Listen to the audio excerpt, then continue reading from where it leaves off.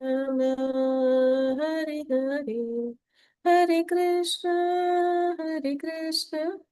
Krishna Krishna, Hare Hare, Hare Rama, Rama Rama, Hare Hare, Hare Krishna, Krishna Krishna, Hare Hare, Hare Rama, Rama Rama, Hare Hare, Hare Krishna,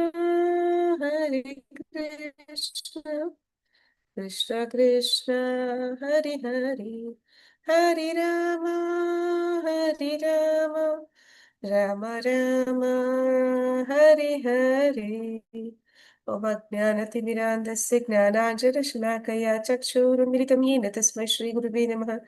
श्रीचैतन्यमनोभीष्टं स्थापितं येन भूतले स्वयं रूपः कदा मह्यं ददाति स्वपदान्तिकं वन्देऽहं श्रीगुरुश्रीयुतपदकमलं श्रीगुरु वैष्णवांश्च श्रीरूपं साग्रजातं सहगण रघुनाथान्वितं तं सजीवं साद्वैतं सावधूतं परिजनसहितं कृष्णचैतन्यदेवं श्रीराधाकृष्णपादान् सहगण ललिता श्रीविशाखान्वितांश्च हे कृष्णा करुणा सिन्धु दीनबन्धु जगत्पते गोपीश गोपिकान्त राधाकान्त नमोस्तुते तप्त काञ्चन गौराङ्गी राधे वृन्दावनेश्वरी वृषभानुसुते देवी प्रणमामि हरिप्रिये वाञ्छाकल्पतरुभ्यश्च कृपा सिन्धुभ्य एव च पतितनां पावनेभ्यो वैष्णवेभ्यो नमो नमः।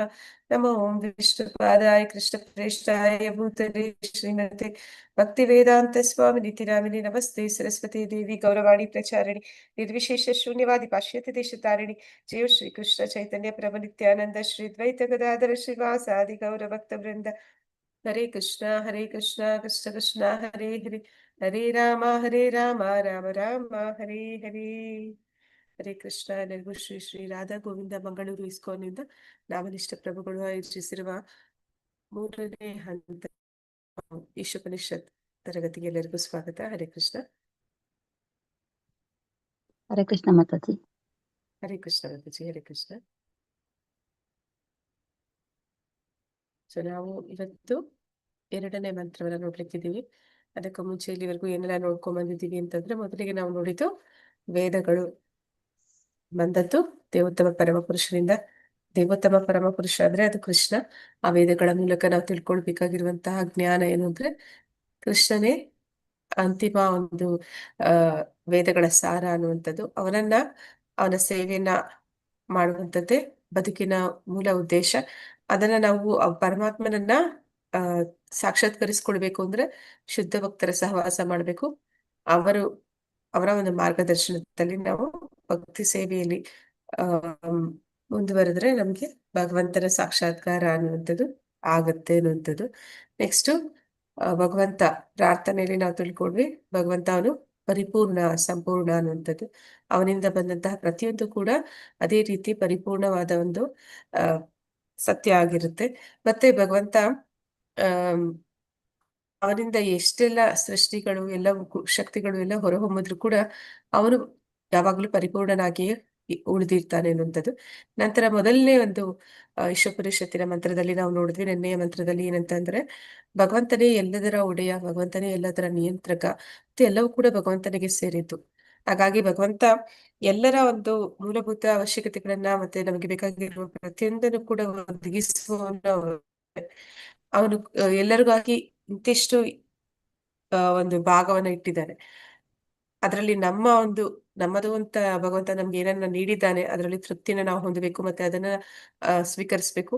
ಮತ್ತೆ ಅದನ್ನ ಹೊರತುಪಡಿಸಿ ಬೇರೆಯೊಬ್ಬರ ಒಂದು ಏನಿದೆ ಸ್ವತ್ತು ಅಥವಾ ಬೇರೆಯೊಬ್ಬರ ಒಂದು ಅಧಿಕಾರ ಭಗವಂತ ಏನ್ ಕೊಟ್ಟಿದ್ದಾನೆ ಅದರಲ್ಲಿ ನಾವು ನಮ್ಮ ಏನದು ಲೋಭವನ್ನ ತೋರಿಸಬಾರ್ದು. ದುರಾಸೆಯಿಂದ ಅವರ ಒಂದು ಅವರಿಗೆ ಭಗವಂತ ನೀಡಿರುವಂತ ವಸ್ತುಗಳನ್ನಾಗ್ಲಿ ಅಥವಾ ಆ ಒಂದು ಅವಕಾಶವನ್ನಾಗ್ಲಿ ನಾವು ಕಸಿದುಕೊಳ್ಳೋ ಪ್ರಯತ್ನ ಮಾಡಬಾರ್ದು ಅನ್ನುವಂಥದ್ದು.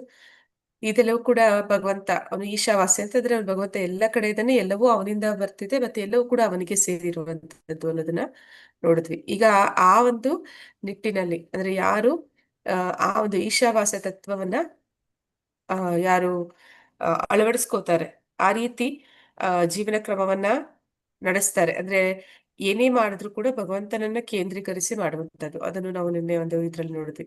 ನಾವ್ ಏನನ್ನೇ ಮಾಡಿದ್ರು ಕೂಡ ಅದನ್ನ ಭಗವಂತನಿಗೆ ಕೇಂದ್ರೀಕರಿಸಿ ಮಾಡ್ಬೇಕು. ಭಗವಂತ ಎಲ್ಲದರ ಒಡೆಯ ಅನ್ನೋದನ್ನ ನಾವು ತಿಳಿದು ಮಾಡ್ಬೇಕು. ಮತ್ತೆ ಅದನ್ನ ಅವನಿಗೆ ಅರ್ಪಿಸಿ ಮಾಡ್ಬೇಕು. ಭಗವಂತ ಏನೆಲ್ಲ ನಮ್ಗೆ ನೀಡಿದ್ದಾನೆ ಅದು ಭಗವಂತನಿಗೆ ಸಂಬಂಧಪಟ್ಟದ್ದು. ಮೊದಲಿಗೆ ಅದನ್ನ ಅವನಿಗೆ ಅರ್ಪಿಸಿ ನೈವೇದ್ಯವನ್ನ ಮಾತ್ರ ನಾವು ಪ್ರಸಾದವನ್ನ ಮಾತ್ರ ನಾವು ಸ್ವೀಕಾರ ಮಾಡ್ಬೇಕು. ಆ ರೀತಿಯಲ್ಲಿ ನಾವು ಪ್ರತಿಯೊಂದು ಕಾರ್ಯವನ್ನು ಕೂಡ ಭಗವಂತನ ಒಂದು ಕೃಷ್ಣ ಪ್ರಜ್ಞೆಯಲ್ಲಿ ಭಗವಂತನಿಗೆ ಎಲ್ಲವೂ ಸೇರಿದೆ, ಅವನೇ ಒಡೆಯ, ಅವನೇ ನಿಯಂತ್ರಕ ಅನ್ನೋದನ್ನ ತಿಳಿದು ನಾವು ಮಾಡಿದಾಗ ನಮಗೆ ಯಾವುದೇ ಒಂದು ಪಾಪದ ಲೇಪ ಅನ್ನುವಂಥದ್ದು ಇರೋದಿಲ್ಲ. ಮತ್ತೆ ನಾವು ಆ ಮನುಷ್ಯ ಜನ್ಮ ಏನು ಭಗವಂತ ನಮ್ಗೆ ಅವಕಾಶ ಕೊಟ್ಟಿದ್ದಾನೆ ಅದನ್ನ ಒಂದು ಸದುಪಯೋಗ ಪಡಿಸ್ಕೊಳ್ಳಿಕ್ಕೆ ಸಾಧ್ಯ ಇದೆ ಅನ್ನೋದನ್ನ ನೋಡಿದ್ವಿ. ಈಗ ಯಾರು ಆ ಈಶಾವಾಸ್ಯ ತತ್ವವನ್ನ ಅನುಸರಿಸ್ತಾರೆ ಅಂತವರು ಏನಾಗ್ತಾರೆ ಅನ್ನುವಂಥದ್ದನ್ನ ಮಂತ್ರ 2ರಲ್ಲಿ ತಿಳಿಸ್ತಾ ಇದ್ದಾರೆ. ಏನಂತ ತಿಳಿಸ್ತಾ ಇದ್ದಾರೆ ಅಂತ ನೋಡೋಣ. ಮಂತ್ರ 2. ಕುರ್ವನ್ನೇವೇಹ ಕರ್ಮಾಣಿ ವಿಶೇಷ ಚತಂ ಸಮಃ ಏವಂ ತ್ವಯಿ ನಾಣ್ಯತೆ ತು ಅಸ್ತಿ ನಾ ಕರ್ಮ ಲಿಪ್ಯತೆ ನರೇ. ಹರೇ ಕೃಷ್ಣ. ಯಾರಾದ್ರೂ ಹೋಗ್ತೀರಾ? ಓದ್ಲಾ ಮಾತಾಜಿ? ಹಾ ಮಾತಾಜಿ. ಕುರ್ವನ್ನೇವ ಕರ್ಮಾಣಿ ಜಿಜಿವೇಶಶ್ಚ ಸಮಃ ಏವಂ ತ್ವಯಿ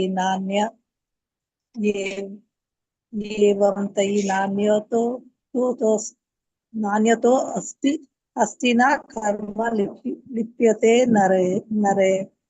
ಕುರ್ವಾನ್ ಮಾಡುತ್ತಲೇ, ಏವ ಹೀಗೆ, ಇಹ ಈ ಜೀವನದಲ್ಲಿ, ಕರ್ಮಗಳನ್ನು ಜೀವಿಸಲು ಇಚ್ಛೆ ಪಡಬೇಕು. ಶತಂ 100, ಸಮಃ ವರ್ಷಗಳು, ಏವಂ ಹೀಗೆ ಬದುಕುತ್ತಾ, ತ್ವಯಿ ನಿನಗೆ, ನ ಇಲ್ಲ, ಅನ್ಯತಾ ಬೇರೆ ಉಪಾಯ, ಇತಃ ಇದಕ್ಕಿಂತ, ಅಸ್ತಿ ಇದೆ, ನ ಇಲ್ಲ, ಕರ್ಮವು, ಲಿಪ್ಯತೆ ಸೋಂಕು, ನರೇ ಮನುಷ್ಯನಿಗೆ. ಭಾವಾರ್ಥ. ಶೀಲಪ್ರಭುಪಾದ ಪಾದಗಳಿಗೆ ನಮಃ. ಅನುವಾದ ಮಾತಾಜಿ. ಅನುವಾದ. ಹೇಳಿ ಮಾತಾಜಿ. ಒಬ್ಬನು ಹಾಗೆ ಒಂದು ಸಮನಾಗಿ ಕೆಲಸ ಮಾಡುತ್ತಾ ಇದ್ದರೆ 100 ವರ್ಷಗಳ ಕಾಲ ಬದುಕಲು ಅಪೇಕ್ಷಿಸಬಹುದು. ಏಕೆಂದರೆ ಅಂತ ಕೆಲಸವು ಅವನನ್ನು ಕರ್ಮಬಂಧಕ್ಕೆ ಅಂಟಿಸುವುದಿಲ್ಲ. ಮನುಷ್ಯನಿಗೆ ಇದನ್ನು ಬಿಟ್ಟರೆ ಬೇರೆ ದಾರಿ ಇಲ್ಲ. ಭಾವಾರ್ಥ. ಧನ್ಯವಾದಗಳು ಮಾತಾಜಿ. ಒಂದ್ ನಿಮಿಷ ಮಾತಾಜಿ. ಈಗ ಇಲ್ಲಿ ಒಬ್ಬನು ಹಾಗೆಯೇ ಒಂದೇ ಸಮನಾಗಿ ಕೆಲಸ ಮಾಡ್ತಾ ಇದ್ರೆ 100 ವರ್ಷಗಳ ಕಾಲ ಬದುಕಲು ಅಪೇಕ್ಷಿಸಬಹುದು ಅಂತ ಇದ್ದಾರೆ. ಏನು ಈ ಅನುವಾದದ ಅರ್ಥ ಅಂತ ಯಾರಿಗಾದ್ರೂ ಅರ್ಥ ಆಗ್ತಿದೆಯಾ? ಏಕೆಂದರೆ ಅಂತಹ ಕೆಲಸವು ಅವನನ್ನು ಕರ್ಮ ಬಂಧನಕ್ಕೆ ಅಂಟಿಸುವುದಿಲ್ಲ. ಮನುಷ್ಯನಿಗೆ ಇದನ್ನು ಬಿಟ್ಟರೆ ಬೇರೆ ದಾರಿ ಇಲ್ಲ. ಏನನ್ನ ತಿಳಿಸ್ತಾ ಇದ್ದಾರೆ ಅನುವಾದದ ಮೂಲಕ? ಹರೇ ಕೃಷ್ಣ.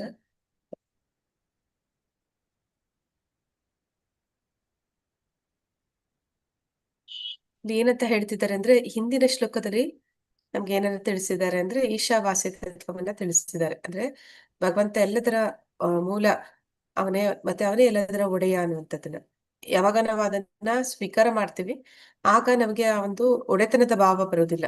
ಆ ರೀತಿ ನಾವು ಭಗವಂತನ ಭಕ್ತಿ ಕಾರ್ಯದಲ್ಲಿ ತೊಡಗ್ತೀವಿ, ಮತ್ತೆ ಎಲ್ಲವನ್ನು ಕೂಡ ಭಗವಂತನಿಗೆ ಅರ್ಪಿಸ್ತೀವಿ. ಮತ್ತೆ ನಾವು ಅದನ್ನ ನಮಗೆ ಎಷ್ಟು ಅವಶ್ಯಕತೆ ಇದೆ ಅಷ್ಟನ್ನ ಮಾತ್ರ ಸ್ವೀಕಾರ ಮಾಡ್ತೀವಿ. ಹಾಗೆ ಅಂತಹ ಒಂದು ಮನಸ್ಥಿತಿಯಲ್ಲಿ ಯಾರಾದ್ರೂ ಇದ್ರೆ, ಅಂದ್ರೆ ನಾವು ನೋಡಿದ್ವಿ ಹಿಂದಿನ ಒಂದು ಅಧ್ಯಾಯ ಒಂದು ಶ್ಲೋಕದಲ್ಲಿ ಭಗವಂತನಿಗೆ ಹೆಚ್ಚು ಅನುರಾಗ ಅಂದ್ರೆ ಇಲ್ಲದೆ ಇರುವಂತವನು, ಮತ್ತೆ ಹೆಚ್ಚು ದ್ವೇಷ ಭಾವವನ್ನ ಹೊಂದದೇ ಇರುವಂತವನು, ಮತ್ತೆ ಭಗವಂತ ತನಗಾಗಿ ಏನ್ ಕೊಟ್ಟಿದ್ದಾನೆ ಅದರಲ್ಲಿ ತೃಪ್ತನು, ಅಂತವ್ರು ಭಗವಂತನಿಗೆ ತುಂಬಾ ಇಷ್ಟ ಅಂತ. ಅಂತಹ ಒಂದು ಮನಸ್ಥಿತಿಯಲ್ಲಿ ಯಾರಿದ್ದಾರೆ ಅಂತವ್ರು ಅವನ ಧಾಮಕ್ಕೆ ಹೋಗೋದಕ್ಕೆ ಅರ್ಹರು ಅಂತ ಕೂಡ ನೋಡಿದ್ವಿ. ಹಾಗೆ ಇಲ್ಲಿ ಹೇಳ್ತಾ ಇರುವಂತದ್ದು ಅಂತಹ ಒಂದು ಮನಸ್ಥಿತಿಯಲ್ಲಿ ಯಾರಿದ್ದಾನೆ ಅಂತಹ ವ್ಯಕ್ತಿ 100 ವರ್ಷ ಅವನು ಬದುಕಿದ್ರು ಕೂಡ ಕರ್ಮ ಬಂಧನ ಅನ್ನುವಂಥದ್ದು ಅವ್ನಿಗಿರೋದಿಲ್ಲ ಅಂತ. ಅಂದ್ರೆ ಈಗ ನಾವು ಸಾಧಾರಣ ಜನ ಯಾರು ಬದ್ಧಾತ್ಮರಿರ್ತಾರೆ ಅವರು 100 ವರ್ಷ ಬೇಡ, ಕೆಲವು ಗಂಟೆಗಳು ಅಥವಾ ಕೆಲವು ನಿಮಿಷಗಳು ಮಾತ್ರನೇ ಬದುಕಿದ್ರು ಕೂಡ ಅವರು ಸಾವಿರಾರು ಕೋಟ್ಯಾಂತರ ವರ್ಷಗಳಿಗೆ ಬೇಕಾದಷ್ಟು ಕರ್ಮ ಬಂಧನವನ್ನ ಸೃಷ್ಟಿಸ್ಕೋತಾರೆ ಅಂತ. ಯಾಕೆ ಆತರ ಆಗುತ್ತೆ ಅಂತಂದ್ರೆ ಅವರು ಇಂದ್ರಿಯ ಭೋಗ ಮಾಡ್ತಾರೆ. ಇಂದ್ರಿಯ ಭೋಗ ಮಾಡುವಾಗ ಏನಾಗುತ್ತೆ, ಆ ಇಂದ್ರಿಯ ಭೋಗ ಮಾಡುವಾಗ ನಾವು ಭಗವಂತನನ್ನ ಮರಿತೀವಿ. ಭಗವಂತನ ಏನಂತ ಹೇಳ್ತೇವೆ, ಒಡೆತನವನ್ನ ನಾವು ನಿರಾಕರಿಸ್ತೀವಿ. ನಾವು ದೇಹ ಭಾವನೆಗೆ ಬರ್ತೀವಿ, ಮತ್ತೆ ನಾನೇ ಎಲ್ಲದರ ಒಡೆಯ, ನಾನೇ ಎಲ್ಲವನ್ನು ಅನುಭವಿಸ್ಬೇಕು ಅನ್ನುವಂಥ ಮನಸ್ಥಿತಿಗೆ ಬರ್ತೀವಿ. ಆಗ ನಾವು ಮಾಡುವಂತ ಪ್ರತಿಯೊಂದು ಕಾರ್ಯವು ಅದು ಒಳ್ಳೆಯದೇ ಆಗಿರ್ಲಿ, ಕೆಟ್ಟದ್ದೇ ಆಗಿರ್ಲಿ, ಒಳ್ಳೇದು ಕೂಡ ಬಂಧಿಸುತ್ತೆ, ಕೆಟ್ಟದ್ದು ಕೂಡ ನಮ್ಮನ್ನ ಬಂಧಿಸುತ್ತೆ. ಅದರಿಂದ ಏನಾಗುತ್ತೆ, ಒಳ್ಳೇದಾದ್ರೂ ಕೂಡ ನಾವು ಆ ಒಂದು ಪುಣ್ಯ ಫಲವನ್ನ ಭೋಗಿಸೋದಕ್ಕೆ ಮತ್ತೆ ಹುಟ್ಟಿ ಬರ್ಬೇಕಾಗತ್ತೆ.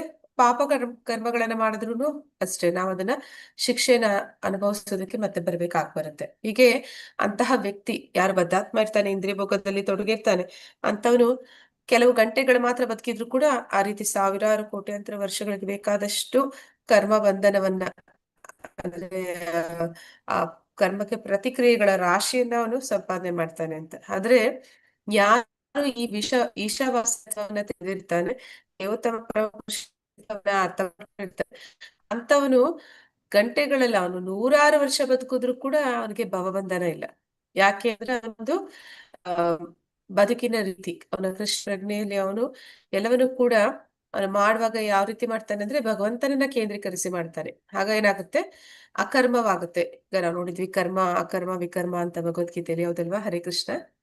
ಏನು ಕರ್ಮ ಅಂದ್ರೆ, ವಿಕರ್ಮ ಅಂದ್ರೆ, ಅಕರ್ಮ ಅಂದ್ರೆ ಯಾರಾದ್ರೂ ಹೇಳ್ತೀರಾ?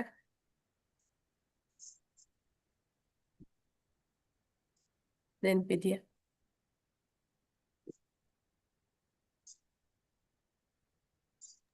ಪುಣ್ಯ ಮಾತಾಜಿ ಕರ್ಮಗಳನ್ನ ಕರ್ಮ ಮಾಡೋದನ್ನ ಕರ್ಮ. ಆ, ಕರ್ಮ ಅಂತಾರೆ. ಹೇಳಿ ಮಾತಾಜಿ. ಅಕರ್ಮ ವಿಕರ್ಮ ಅಂದ್ರೆ ದೇವ್ರಿಗೇನು ಕೊಡದೆ ನಾವೇ ಎಲ್ಲ ನಮ್ದೇ ಭೋಗ ನಮ್ದೇ ಎಲ್ಲ ಅಂತ ಕೆಲಸ ಮಾಡೋದು ವಿಕರ್ಮ ಮಾತಾಜಿ. ಇದು ಅದ್ ಭೌತಿಕ ಆಸೆಗೋಸ್ಕರ ಕೆಲಸ ಮಾಡೋದು. ಪ್ರತಿಫಲಾಪೇಕ್ಷೆ ಇಲ್ಲದೆ ಕೆಲಸ ಮಾಡೋದು, ಮತ್ತೆ ಏನನ್ನ ಕೆಲಸ ಮಾಡಿದ್ರು ದೇವ್ರಿಗೆ ಅರ್ಪಿಸಿ ಮಾಡೋದು.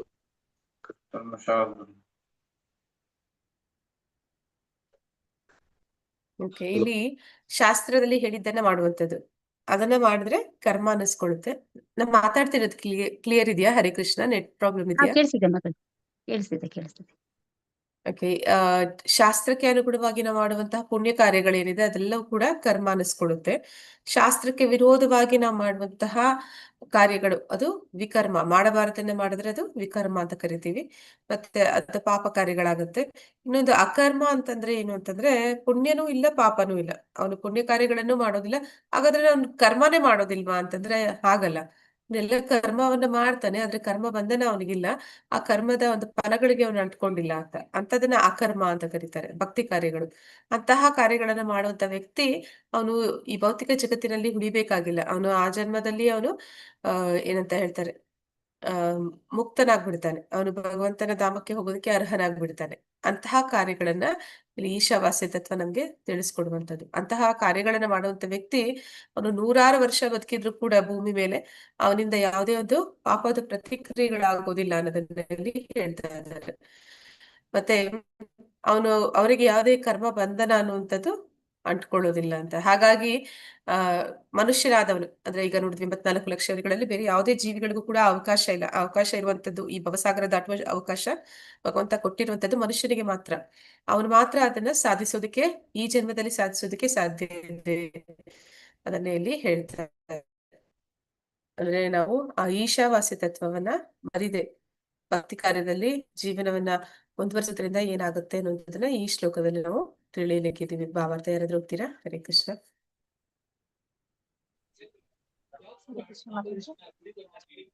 ಹಾ ಮತ್ತೆ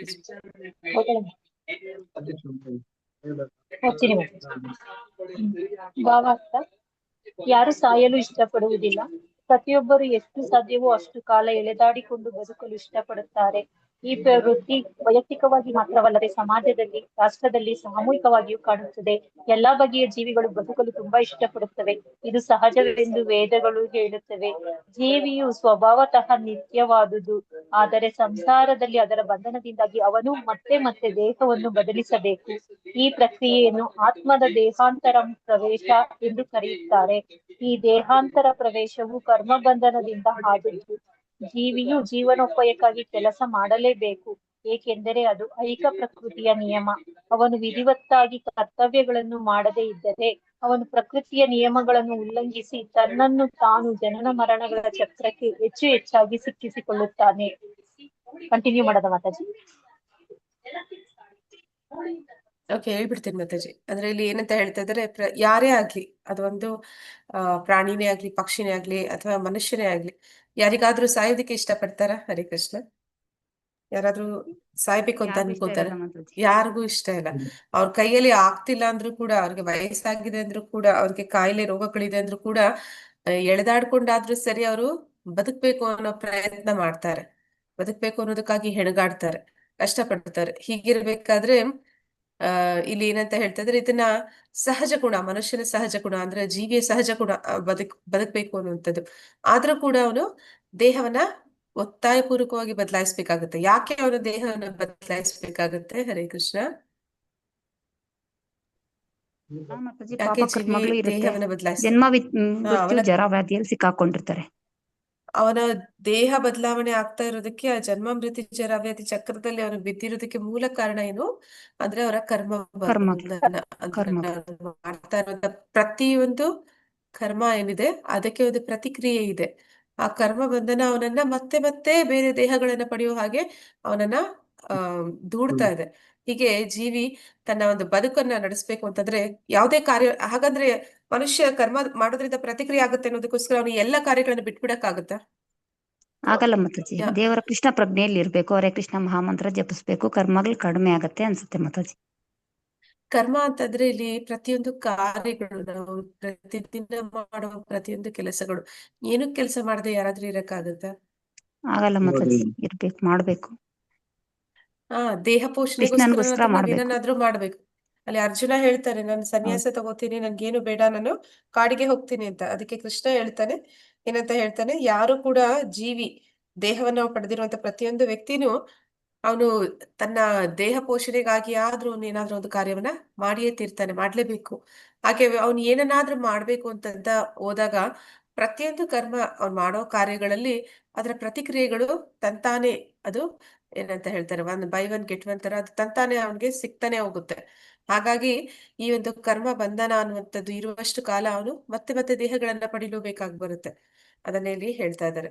ಇದೆಲ್ಲವೂ ಕೂಡ ಪ್ರಕೃತಿಯ ನಿಯಮ ಅಂತ ಇಲ್ಲಿ ಹೇಳ್ತಾ ಇದ್ದಾರೆ. ಪ್ರಕೃತಿ ವ್ಯಕ್ತಿಯನ್ನ ಕಾರ್ಯ ಮಾಡುವಂತೆ ಮಾಡುತ್ತೆ, ಮತ್ತೆ ಆ ಕಾರ್ಯದಿಂದ ಪ್ರತಿಕ್ರಿಯೆಗಳು ನಡೆಯುತ್ತೆ. ಆ ಪ್ರತಿಕ್ರಿಯೆಗಳು ಕರ್ಮ ಬಂಧನವನ್ನ ಸೃಷ್ಟಿಸಿ ಈ ಒಂದು ಭವಸಾಗರದ ಒಂದು ಚಕ್ರದಲ್ಲಿ ಅವರನ್ನು ಸಿಲುಕಿಸುತ್ತೆ. ಹೀಗೆ ಇದೆಲ್ಲ ಕೂಡ ನಡೀತಾನೆ ಇರುತ್ತೆ ಅನ್ನೋದನ್ನಲ್ಲಿ ಹೇಳ್ತಾ ಇದ್ದಾರೆ. ಆದ್ರೆ ಯಾರು ಪ್ರಕೃತಿ ನಿಯಮಗಳನ್ನ ಉಲ್ಲಂಘಿಸ್ತಾರೆ, ಜನನ ಮರಣಗಳ ಚಕ್ರಕ್ಕೆ ಹೆಚ್ಚು ಹೆಚ್ಚು ಸಿಕ್ಕಿಕೊಳ್ಳುತ್ತಾನೆ ಅಂತ. ಅಂದ್ರೆ ಪ್ರಕೃತಿಯನ್ನ ಉಲ್ಲಂಘಿಸಿ ನಾವೇನಾದ್ರೂ ಮಾಡ್ಬೇಕು ಅಂತ ಹೋದ್ರೆ ಅಲ್ಲಿ ನಮ್ಗೆ ಶಿಕ್ಷೆ ತಪ್ಪಿದ್ದಲ್ಲ. ಅಂದ್ರೆ ಪ್ರಕೃತಿ ಅವಳು ಏನ್ ಮಾಡ್ತಾಳೆ, ಪ್ರತಿಯೊಂದು ಕರ್ಮಕ್ಕೂ ಒಂದು ಆ ಫಲವನ್ನ ಕೊಡ್ತಾ ಇರ್ತಾಳೆ. ಒಳ್ಳೇದು ಕೆಟ್ಟದ್ದು ಅಂತ ಹೇಳಿ ಅಲ್ಲಿ ಫಲಗಳನ್ನ ಅದರಿಂದ ಬಿಡುಗಡೆ ಪಡೆಯೋದಕ್ಕೆ ಅಂತ. ಹೀಗೆ ನಾವು ಆ ಮಾಯೆಯ ಒಂದು ನಿಯಂತ್ರಣದಲ್ಲಿ ಸಿಲುಕಾಕೋತೀವಿ. ಹರೇ ಕೃಷ್ಣ. ಯಾರಾದ್ರೂ ಮುಂದುವರಿಸಿ. ಹೌದಾ ಮಾತಾಜಿ? ಕಾಣ್ತಿದ್ಯಾ? ಹಾ ಮಾತಾಜಿ. ಇತರ ಜೀವಿಗಳು ಜನನ ಮರಣಗಳ ಚಕ್ರಕ್ಕೆ ಒಳಗಾಗುತ್ತವೆ. ಆದರೆ ಜೀವಿಗೆ ಮಾನವ ಜನ್ಮ ದೊರೆತಾಗ ಅವನಿಗೆ ಕರ್ಮ ಬಂಧನದಿಂದ ಬಿಡುಗಡೆಯಾಗಲು ಒಂದು ಅವಕಾಶ ಸಿಕ್ಕುತ್ತದೆ. ಕರ್ಮ, ಅಕರ್ಮ ಮತ್ತು ವಿಕರ್ಮಗಳ ಬಗ್ಗೆ ಭಗವದ್ಗೀತೆಯಲ್ಲಿ ಸ್ಪಷ್ಟವಾಗಿ ವಿವರಿಸಲಾಗಿದೆ. ಧರ್ಮ ಗ್ರಂಥಗಳಲ್ಲಿ, ಶಾಸ್ತ್ರಗಳಲ್ಲಿ ಉಕ್ತವಾಗಿರುವಂತೆ ವಿಧಿವತ್ತಾಗಿ ಮಾಡುವ ಕೆಲಸಗಳನ್ನು ಕರ್ಮ ಎಂದು ಕರೆಯುತ್ತಾರೆ. ಹುಟ್ಟು ಸಾವುಗಳ ಚಕ್ರದಿಂದ ಬಿಡುಗಡೆ ಮಾಡುವ ಕೆಲಸಗಳನ್ನು ಅಕರ್ಮ ಎಂದು ಕರೆಯುತ್ತಾರೆ. ತನ್ನ ಸ್ವಾತಂತ್ರ್ಯದ ದುರುಪಯೋಗ ಮಾಡಿಕೊಂಡು ಮಾಡುವ ಕೆಲಸಗಳನ್ನು ಮತ್ತು ಕೆಳವರ್ಗದ ಜೀವಿಗಳಾಗುವಂತೆ ಮಾಡುವ ಕೆಲಸಗಳನ್ನು ವಿಕರ್ಮ ಎಂದು ಕರೆಯುತ್ತಾರೆ. ಈ 3 ಬಗೆಯ ಕೆಲಸಗಳಲ್ಲಿ ಕರ್ಮ ಬಂಧನದಿಂದ ಬಿಡುಗಡೆ ಮಾಡುವ ಕೆಲಸವನ್ನು ವಿವೇಕಿಗಳು ಬಯಸುತ್ತಾರೆ. ಜನರು ತಮ್ಮನ್ನು ಗುರುತಿಸುವಂತಾಗಲಿ ಮತ್ತು ಇಹಲೋಕದಲ್ಲಿ ಅಥವಾ ಪರಲೋಕದಲ್ಲಿ, ಸ್ವರ್ಗದಲ್ಲಿ ಒಳ್ಳೆಯ ಸ್ಥಾನಮಾನಗಳು ಸಿಕ್ಕಲಿ ಎಂಬ ಉದ್ದೇಶದಿಂದ ಸಾಮಾನ್ಯ ಜನರು ಒಳ್ಳೆಯ ಕೆಲಸಗಳನ್ನು ಮಾಡಲು ಇಷ್ಟಪಡುತ್ತಾರೆ. ಆದರೆ ಅದಕ್ಕಿಂತ ಸ್ವಲ್ಪ ಮುಂದುವರಿದ ಜನರು ಕೆಲಸದ ಕ್ರಿಯೆ ಮತ್ತು ಪ್ರತಿಕ್ರಿಯೆಗಳಿಂದ ಪೂರ್ತಿಯಾಗಿ ಮುಕ್ತರಾಗ ಬಯಸುತ್ತಾರೆ. ಒಳ್ಳೆಯ ಮತ್ತು ಕೆಟ್ಟ ಕೆಲಸಗಳೆರಡೂ ಸಾಂಸಾರಿಕ ಕ್ಲೇಶಗಳಿಗೆ ನಮ್ಮನ್ನು ಬಂಧಿಸುತ್ತವೆಂಬುದನ್ನು ವಿವೇಕಿಗಳು ಬಲ್ಲರು. ಆದ್ದರಿಂದ ಅವರು ಒಳ್ಳೆಯ ಮತ್ತು ಕೆಟ್ಟ ಕೆಲಸಗಳ ಪ್ರತಿಫಲಗಳಿಂದ ಮುಕ್ತರಾಗುವಂತ ಕೆಲಸವನ್ನು ಮಾಡಬಯಸುತ್ತಾರೆ. ಈಶೋಪನಿಷತ್ತಿನ ಉಪದೇಶಗಳನ್ನು ಹೆಚ್ಚು ವಿವರವಾಗಿ ಸಕಲ ಉಪನಿಷತ್ತುಗಳ ಸರ್ವಸ್ವವಾದ ಕೆಲವು ವೇಳೆ ಗೀತೋಪನಿಷತ್ತು ಎಂದು ಕರೆಯಲಾದ ಭಗವದ್ಗೀತೆಯಲ್ಲಿ ಹೇಳಲಾಗಿದೆ. ವೈದಿಕ ಶಾಸ್ತ್ರಗಳಲ್ಲಿ ವಿಧಿಸಲಾಗಿರುವ ಕರ್ತವ್ಯಗಳನ್ನು ಮಾಡದೆ ನೈಷ್ಕರ್ಮ್ಯ ಅಥವಾ ಅಕರ್ಮದ ಅವಸ್ಥೆಯನ್ನು ತಲುಪಲು ಸಾಧ್ಯವಿಲ್ಲವೆಂದು ಭಗವದ್ಗೀತೆಯಲ್ಲಿ ದೇವೋತ್ತಮ ಪರಮ ಪುರುಷನು ಹೇಳಿದ್ದಾನೆ. 3.9 ಅಂದ್ರೆ 16ವರೆಗೂ ಮಾನವನು ಪರಮ ಪುರುಷನ ಪ್ರಭು ಶಕ್ತಿಯನ್ನು ಕ್ರಮಕ್ರಮವಾಗಿ ಅರಿಯುವಂತ ರೀತಿಯಲ್ಲಿ ವೇದಗಳು ಅವನ ಕ್ರಿಯಾಶಕ್ತಿಯನ್ನು ನಿಯಂತ್ರಿಸಬಲ್ಲವು. ದೇವೋತ್ತಮ ಪರಮ ಪುರುಷನ ಪ್ರಭು ಶಕ್ತಿಯನ್ನು ಒಬ್ಬನು ಮನಗಂಡಾಗ ಅವನು ನಿಜವಾದ ಜ್ಞಾನದ ಹಂತವನ್ನು ತಲುಪಿದ್ದಾನೆಂದು ತಿಳಿಯಬೇಕು. ಈ ಶುದ್ಧೀಕೃತ ಹಂತದಲ್ಲಿ ಸತ್ವ, ರಜಸ್ಸು, ತಮೋಗುಣಗಳು ನಿಷ್ಕ್ರಿಯವಾಗಿ ಒಬ್ಬನು ನೈಷ್ಕರ್ಮ್ಯದ ಆಧಾರದ ಮೇಲೆ ಕೆಲಸ ಮಾಡುತ್ತಾನೆ. ಅಂತ ಕೆಲಸವು ಒಬ್ಬನನ್ನು ಜನನ ಮರಣಗಳ ಚಕ್ರಕ್ಕೆ ಬಂಧಿಸುವುದಿಲ್ಲ. ವಾಸ್ತವವಾಗಿ ಭಗವಂತನಿಗೆ ಭಕ್ತಿ ಸೇವೆ ಸಲ್ಲಿಸುವುದಕ್ಕಿಂತ ಹೆಚ್ಚಾಗಿ ಯಾರೂ ಏನು ಮಾಡಬೇಕಾಗಿಲ್ಲ. ಆದರೆ ಜೀವನದ ಕೆಳ ಹಂತಗಳಲ್ಲಿ ಇದ್ದಕ್ಕಿದ್ದಂತೆ ಭಕ್ತಿ ಸೇವೆಯ ಕೆಲಸ ಕಾರ್ಯಗಳನ್ನು ಮಾಡಲಾಗುವುದಿಲ್ಲ. ಕಾಮ್ಯ ಕರ್ಮಗಳನ್ನು ಸಂಪೂರ್ಣವಾಗಿ ಬಿಡಲಾಗುವುದಿಲ್ಲ. ಬದ್ಧಾತ್ಮನು ಇಂದ್ರಿಯ ಸುಖಕ್ಕಾಗಿ, ಸ್ವಾರ್ಥಕ್ಕಾಗಿ ತನ್ನ ಆಪ್ತವರ್ಗ ಹಾಗೂ ಮುಂದುವರಿದ ಬಂಧುವರ್ಗಗಳಲ್ಲಿ ಇಲ್ಲವೇ ಅನಂತರ ಫಲಕ್ಕಾಗಿ ದುಡಿಯುವುದು ರೂಢಿಯಾಗಿದೆ. ಜನಸಾಮಾನ್ಯನು ಸ್ವಂತ ಇಂದ್ರಿಯ ಸುಖಕ್ಕಾಗಿ ದುಡಿಯುತ್ತಾನೆ. ಈ ಇಂದ್ರಿಯ ಸುಖದ ತತ್ವವನ್ನು ತನ್ನ ಸಮಾಜ, ರಾಷ್ಟ್ರ ಅಥವಾ ಜನತೆಗೆ ವಿಸ್ತರಿಸಿದಾಗ ಅದಕ್ಕೆ ಪರೋಪಕಾರ, ಸಮಾಜವಾದ, ಕಮ್ಯುನಿಸಂ, ರಾಷ್ಟ್ರೀಯತವಾದ, ಮಾನವತಾವಾದವೇ ಮೊದಲಾದ ಆಕರ್ಷಕ ಹೆಸರುಗಳು ಬರುತ್ತವೆ. ಈ ವಾದ ISMಗಳು ಖಂಡಿತವಾಗಿ ತುಂಬಾ ಆಕರ್ಷಕವಾದ ಕರ್ಮಬಂಧನದ ರೂಪಗಳು.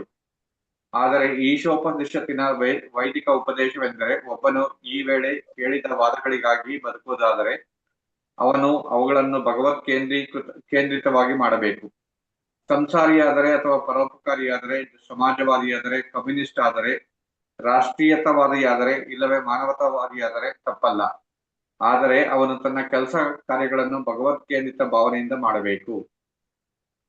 ಭಗವತ್ ಕೇಂದ್ರಿತ ಕೆಲಸ ಕಾರ್ಯಗಳು ಎಷ್ಟು ಉಪಯುಕ್ತವೆಂದರೆ ಅಂತ ಒಂದೆರಡನ್ನು ಮಾಡಿದರೆ ಸಾಕು, ಅದು ವ್ಯಕ್ತಿಯನ್ನು ಗಂಡಾಂತರದಿಂದ ಪಾರು ಮಾಡುತ್ತದೆಂದು ಭಗವದ್ಗೀತೆ ಶ್ಲೋಕ 2.40 ಹೇಳುತ್ತದೆ. ಜೀವನದ ಪರಮ ಗಂಡಾಂತರವೆಂದರೆ ಮತ್ತೆ ಮತ್ತೆ ಜನನ ಮರಣಗಳ ಚಕ್ರಕ್ಕೆ ಜಾರಿ ಬೀಳುವುದು.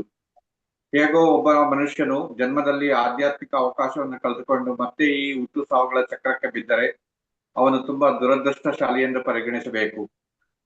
ದೋಷಪೂರಿತವಾದ ಇಂದ್ರಿಯಗಳಿಂದಾಗಿ ಮೂರ್ಖನಾದವನಿಗೆ ಹೀಗೆ ನಡೆಯುತ್ತಿದೆ ಎಂಬುದೇ ಗೊತ್ತಾಗುವುದಿಲ್ಲ. ಆದ್ದರಿಂದ ಈಶಾವಾಸ್ಯದ ಮನೋಭಾವದಿಂದ ತಮ್ಮ ಶಕ್ತಿಯನ್ನು ವ್ಯಯಿಸಬೇಕು ಎಂದು ಈಶೋಪನಿಷತ್ತು ಹೇಳುತ್ತದೆ. ಈ ಮನೋಭಾವದಲ್ಲಿ ತೊಡಗಿದ್ದರೆ ನಾವು ಅನೇಕ ವರ್ಷಗಳ ಕಾಲ ಬದುಕಿರಬಹುದು. ಈ ಮನೋಭಾವವಿಲ್ಲದಿದ್ದರೆ ದೀರ್ಘಕಾಲದ ಬದುಕಿಗೆ ಏನೂ ಬೆಲೆಯಿಲ್ಲ. ಒಂದು ಮರ ನೂರಾರು, ಬಹುಶಃ ಸಾವಿರಾರು ವರ್ಷಗಳ ಕಾಲ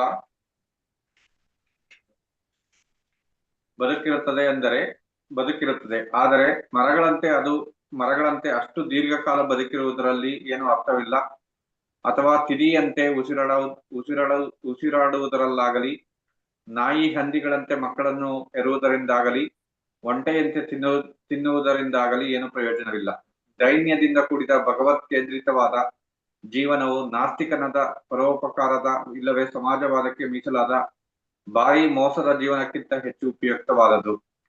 ಪರೋಪಕಾರಿ ಕೆಲಸಗಳನ್ನು ಈಶೋಪನಿಷತ್ತಿನ ಮನೋಭಾವದಿಂದ ನಡೆಸಿದರೆ ಅದು ಒಂದು ಬಗೆಯ ಕರ್ಮಯೋಗ. ಅಂತ ಕೆಲಸಗಳನ್ನು ಮಾಡಬೇಕೆಂದು ಭಗವದ್ಗೀತೆಯಲ್ಲಿ ಶ್ಲೋಕ 18.5-9 ಹೇಳಿದೆ.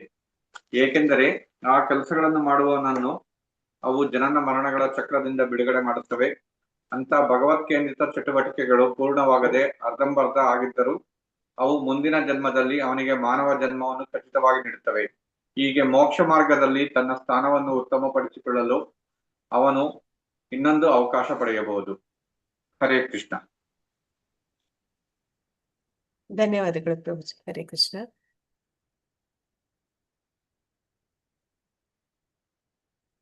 ಸೊ ಇಲ್ಲಿ ಏನ್ ಹೇಳ್ತಾ ಇದ್ದಾರೆ,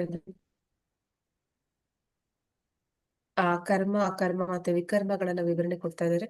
ಕರ್ಮ ಅಂದ್ರೆ ಯಾವ್ದನ್ನ ಕರೀತಾ ಇದ್ದಾರೆ ಅಂತಂದ್ರೆ ಶಾಸ್ತ್ರಗಳಲ್ಲಿ ಏನನ್ನ ಕೊಟ್ಟಿದ್ದಾರೆ ಅದಕ್ಕೆ ಅನುಗುಣವಾಗಿ ಕಾರ್ಯಗಳನ್ನ ಮಾಡುವಂಥದ್ದು. ವೇದಗಳಲ್ಲಿ ನಮ್ಗೆ ಏನನ್ನ ತಿಳಿಸಿದ್ದಾರೆ ಅದರಂತೆ ಕೆಲಸ ಮಾಡೋದು, ಅದನ್ನೇ ಕರ್ಮ ಅಂತಾರೆ. ಮತ್ತೆ ಯಾವುದು ನಮ್ಮನ್ನ ಈ ಹುಟ್ಟು ಸಾವು ಚಕ್ರದಿಂದ ಬಿಡುಗಡೆ ಮಾಡುತ್ತೆ ಅಂದ್ರೆ ಭಕ್ತಿ ಕಾರ್ಯಗಳು, ಅವನ್ನ ಇಲ್ಲಿ ಅಕರ್ಮ ಅಂತ ಕರಿತಾ ಇದ್ದಾರೆ.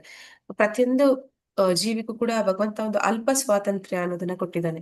ಅಂದ್ರೆ ಭಗವಂತ ಎಲ್ಲದರ ಒಡೆಯ, ಮತ್ತೆ ಅವನೇ ಎಲ್ಲದರ ಒಂದು ಆ ನಿಯಂತ್ರಕ. ಆದ್ರೂ ಕೂಡ ಭಗವಂತ ಪ್ರತಿಯೊಂದು ಜೀವಿಗೂ ಅವರದೇ ಆದಂತಹ ಒಂದು ಅಲ್ಪ ಸ್ವಾತಂತ್ರ್ಯ ಅಂತಂದ್ರೆ ಇಲ್ಲಿ ಯಾವ ರೀತಿ ಅದಕ್ಕೆ ಹೋಲಿಕೆ ಮಾಡ್ತಾರೆ ಅಂತಂದ್ರೆ, ಒಂದು ಆ ಹುಲ್ಲು ಮೇಯುವ ಜಾಗದಲ್ಲಿ ಹಸುವನ್ನ ಕಟ್ಟಾಕುವಾಗ ಒಂದಷ್ಟು ಹಗ್ಗ ಬಿಡ್ತಾರೆ. ಇಲ್ಲಿ ಅಂದ್ರೆ ಆ ಕಾಂಪೌಂಡ್ ನಿಂದ ಹೊರಗಡೆ ಹೋಗಕ್ಕಾಗಲ್ಲ, ಅದು ಆ ಕಾಂಪೌಂಡ್ ಒಳಗಡೆ ಸುತ್ತಕ್ಕಾಗುತ್ತೆ. ಎಲ್ಲಿ ಬೇಕಾದ್ರೂ ಹೋಗಿ ಅದೇನ್ ಬೇಕಾದ್ರೂ ತಿನ್ನಕ್ಕಾಗತ್ತೆ, ಅಷ್ಟು ಒಂದು ಹಗ್ಗವನ್ನ ಬಿಟ್ಟು ಕಟ್ತಾರೆ. ಹಾಗೆ ಭಗವಂತ ನಮ್ಗೆ ಒಂದು ಅಷ್ಟು ಆ ಮಟ್ಟಿಗೆ ಒಂದು ಸ್ವಾತಂತ್ರ್ಯವನ್ನ ಕೊಟ್ಟಿದ್ದಾನೆ. ಆದ್ರೆ ಆ ಸ್ವಾತಂತ್ರ್ಯವನ್ನ ನಾವೇನ್ ಮಾಡ್ತಾ ಇದೀವಿ, ದುರುಪಯೋಗ ಪಡಿಸ್ಕೋತೀವಿ ಅಂತಂದ್ರೆ ಅದನ್ನ ಏನ್ ಮಾಡಬಾರ್ದು ಅದನ್ನೆಲ್ಲ ಮಾಡೋದಕ್ಕೆ ಪ್ರಯತ್ನ ಪಡ್ತೀವಿ. ನಾವ್ ಅನ್ಕೋತೀವಿ ನಾನು ಏನ್ ಬೇಕಾದ್ರೂ ಮಾಡಬಲ್ಲೆ ಅಂತ. ಅಂತಹ ಒಂದು ಮಿಥ್ಯಾಹಂಕಾರದಿಂದ ನಾವು ಮಾಡಿದ ಕಾರ್ಯಗಳು ಅದೇನ್ ಮಾಡುತ್ತೆ, ನಮಗೆ ಮತ್ತೆ ಒಂದು ಪ್ರಾಣಿಗಳ ಹಾಗೆ ಅಥವಾ ಇನ್ಯಾವುದೋ ಕೀಳು ಜನ್ಮವನ್ನ ಪಡೆಯುವ ಹಾಗೆ ನಮ್ಮನ್ನ ದೂಡುತ್ತೆ. ಅಂತಹ ಕಾರ್ಯಗಳನ್ನ ಇಲ್ಲಿ ವಿಕರ್ಮ ಅಂತ ಹೇಳಿ ಕರಿತಾ ಇದ್ದಾರೆ. ಮತ್ತೆ ಇಲ್ಲಿ ಯಾರು ಬುದ್ಧಿವಂತರಿರ್ತಾರೆ ಅವರು ಯಾವ ಆಯ್ಕೆ ಮಾಡ್ಕೋತಾರೆ, ಕರ್ಮ ಬೇಕಾ, ವಿಕರ್ಮ ಬೇಕಾ ಅಥವಾ ಅಕರ್ಮ ಬೇಕಾ ಅಂತಾರೆ. ಎಂತಹ ಕಾರ್ಯಗಳು ಮಾಡ್ಬೇಕು ನಾವು? ಕರ್ಮ ಮಾಡ್ಬೇಕು. ಪುಣ್ಯ ಕರ್ಮಗಳನ್ನ ಪ್ರಭುಜಿ ಕರ್ಮ ಮಾಡ್ಬೇಕು. ಬುದ್ಧಿವಂತರು ಏನಂತ ಹೇಳ್ತಾರೆ ಅಂದ್ರೆ ಅಕರ್ಮ ಮಾಡ್ಬೇಕು ಅಂತಾರೆ. ಆದ್ರೆ ಅನೇಕ ಜನ ಏನ್ ಮಾಡ್ತಾರೆ, ನೀವ್ ಹೇಳಿದಾಗೆ ಕರ್ಮವನ್ನ ಆಯ್ಕೆ ಮಾಡ್ಕೋತಾರೆ. ಯಾಕೆ ಅಂತಂದ್ರೆ ಅವರು ಪುಣ್ಯವನ್ನ ಪಡೆದು ನಾನು ಊರ್ಧ್ವ ಲೋಕಗಳು, ಈಗ ನಾವು ನೋಡ್ತೀವಿ ಬ್ರಹ್ಮಾಂಡದಲ್ಲಿ ಯಾವ ರೀತಿ ಇರುತ್ತೆ ಅಂದ್ರೆ ಮಧ್ಯದಲ್ಲಿ ಭೂಮಿ ಬರುತ್ತೆ, ಭೂಲೋಕ, ನಂತರ ಮೇಲೆ ಉಳಿದದ್ದು 7 ಊರ್ಧ್ವ ಲೋಕಗಳು, ಮತ್ತೆ ಕೆಳಗಡೆ 7 ಅಧೋಲೋಕಗಳು ಅಂತ ಕರೀತಾರೆ. ಅಂದ್ರೆ ಊರ್ಧ್ವ ಲೋಕಗಳು ಅಂತಂದ್ರೆ ಈ ಪುಣ್ಯ ಮಾಡಿದಂತಹವರು ಇರುವಂತಹ ಸ್ಥಳಗಳು, ದೇವತೆಗಳು ಇರುವಂತಹ ಸ್ಥಳಗಳು, ಸ್ವರ್ಗಲೋಕ ಅವೆಲ್ಲವೂ ಕೂಡ ಅಲ್ಲಿ ಬರುತ್ತೆ. ಮತ್ತೆ ಈ ನರಕ ಲೋಕಗಳು ಅಂತ ಏನ್ ಕರೀತಾರೆ ಅದೆಲ್ಲವೂ ಕೂಡ ಭೂಮಿಯಿಂದ ಕೆಳಗಡೆ ಬರುತ್ತೆ, ಭೂಲೋಕಕ್ಕಿಂತ ಕೆಳಗಡೆ ಬರುತ್ತೆ. ಹೀಗೆ ಅವರು ಮಾಡುವಂತ ಎಲ್ಲರೂ ಏನ್ ಬಯಸ್ತಾರೆ, ನಾನು ಪುಣ್ಯ ಮಾಡಿ ಸ್ವರ್ಗಕ್ಕೆ ಹೋಗಿ ಹೆಚ್ಚು ಸುಖವನ್ನ ಅನುಭವಿಸ್ಬೇಕು ಅಂತ ಹೇಳಿ ಪುಣ್ಯ ಕಾರ್ಯಗಳನ್ನ ಮಾಡೋದಕ್ಕೆ ಇಷ್ಟಪಡ್ತಾರೆ. ಆದ್ರೆ ಯಾರು ತುಂಬಾ ಬುದ್ಧಿವಂತರು ಇರ್ತಾರೆ ಅವ್ರೇನ್ ಮಾಡ್ತಾರೆ, ಈ ಜನ್ಮ ಮೃತ್ಯು ಜರಾವ್ಯಾಧಿ ಇರುವಂತಹ ಈ ಚಕ್ರ ಏನಿದೆ ಇದನ್ನ ನಾನು ಭೇದಿಸಿ ಹೊರಗಡೆ ಹೋಗ್ಬೇಕು. ಈ ಭೌತಿಕ ಜಗತ್ತು, ಇಡೀ ಜಗತ್ತು ಅದು ಒಂದು ಜೈಲು. ಆ ಜೈಲಿನಲ್ಲಿ ನಾನು ಎಲ್ಲಿಗೆ ಹೋದ್ರು ಕೂಡ ನನಗೆ ಶಿಕ್ಷೆ ತಪ್ಪಿದ್ದಲ್ಲ. ಕ್ಷೀಣೆ ಪುಣ್ಯ ಮತ್ತಿಲೋಕ ವಿಶಂತಿ ಅಂತ ಹೇಳ್ತಾರೆ. ನಮ್ಮ ಪುಣ್ಯ ಕಳೆದ್ಮೇಲೆ ನಾವು ಮತ್ತೆ ಈ ಭೂಮಿ ಮೇಲೆ ಹುಟ್ಟಬೇಕಾಗಿ ಬರುತ್ತೆ. ಮರ್ತ್ಯ ಅಂತಂದ್ರೆ ಇದು ಮತ್ತೆ ಮತ್ತೆ ಸಾವನ್ನ ತಂದ್ಕೊಡುವಂತಹ ಜಾಗ. ಅಂದ್ರೆ ಇಲ್ಲಿ ಸಾವು ಖಚಿತ ಅಂತ, ಇಲ್ಲಿ ಬಂದವರೆಲ್ಲ ಸಾಯ್ಲೇಬೇಕು ಅಂತ. ಹಾಗೆ ಅಂತಹ ಒಂದು ಭೂಮಿ ಮೇಲೆ ನಾನು ಮತ್ತೆ ಹುಟ್ಟಬೇಕಾಗಿ ಬರುತ್ತೆ. ಅದಕ್ಕಾಗಿ ಅವ್ನು ಏನ್ ಮಾಡ್ತಾನೆ, ಈ ಭವಬಂಧನ ಭವಸಾಗರವನ್ನ ದಾಟುವಂತಹ ಅಕರ್ಮಗಳನ್ನ ಆಯ್ಕೆ ಮಾಡ್ಕೋತಾನೆ. ಆ ಅಕರ್ಮಗಳು ಅಂದ್ರೆ ಏನು ಅಂತಂದ್ರೆ ಭಗವಂತನ ಅಸ್ತಿತ್ವವನ್ನ ಮತ್ತೆ ನನ್ನ ನಿಜ ಸ್ವರೂಪವನ್ನ ತಿಳ್ಕೊಂಡು ಭಗವಂತನ ಸೇವೆಯಲ್ಲಿ ಮುಂದುವರಿಯುವಂಥದ್ದು, ಮತ್ತೆ ಎಲ್ಲವನ್ನು ಕೂಡ ಭಗವಂತನಿಗೆ ಅರ್ಪಿಸುವಂಥದ್ದು. ಅಲ್ಲಿ ವೈರಾಗ್ಯ ಅನ್ನುವಂಥದ್ದು ಬರುತ್ತೆ. ಅಂದ್ರೆ ವೈರಾಗ್ಯಗಳು ಎರಡೂ ಕೂಡ ಬರೋದ್ರಿಂದ ಏನಾಗುತ್ತೆ, ನಮ್ಮ ಒಂದು ನಿಜವಾದ ಆ ತಿಳುವಳಿಕೆ ಬರುತ್ತೆ. ಅಂದ್ರೆ ನಾನು ಯಾರು, ಭಗವಂತ ಯಾರು, ಅವನ ಜೊತೆ ನನ್ನ ಸಂಬಂಧ ಏನು, ನಾನು ಎಲ್ಲಿ ಇರ್ಬೇಕಾಗಿತ್ತು, ನಾನು ಯಾಕೆ ಇಲ್ಲಿದ್ದೀನಿ, ಇದೆಲ್ಲವೂ ಕೂಡ ಎಲ್ಲ ಪ್ರಶ್ನೆಗಳಿಗೆ ಅವನಿಗೆ ಉತ್ತರ ಸಿಗುತ್ತೆ. ಆಗ ಅವನೇನ್ ಮಾಡ್ತಾನೆ, ಅದನ್ನ ಸರಿಪಡಿಸ್ಕೋತಾನೆ.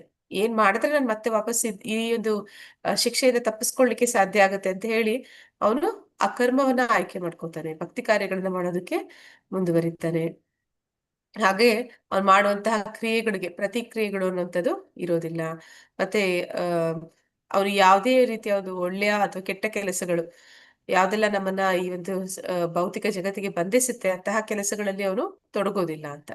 ಹೀಗೆ ಅವನು ಎಲ್ಲವನ್ನು ಕೂಡ ಆ ಕೆಲಸಗಳನ್ನ ಮಾಡ್ತಾ ಇಲ್ಲ ಅಂತಲ್ಲ, ಮಾಡ್ತಿದ್ದಾನೆ. ಆದ್ರೆ ಭಗವಂತನ ಕೇಂದ್ರೀಕರಿಸಿ ಮಾಡ್ತಿದ್ದಾನೆ. ಅಂದ್ರೆ ಭಗವಂತನ ಸೇವೆ ಅಂತ ಹೇಳಿ ಮಾಡ್ತಿದ್ದಾನೆ.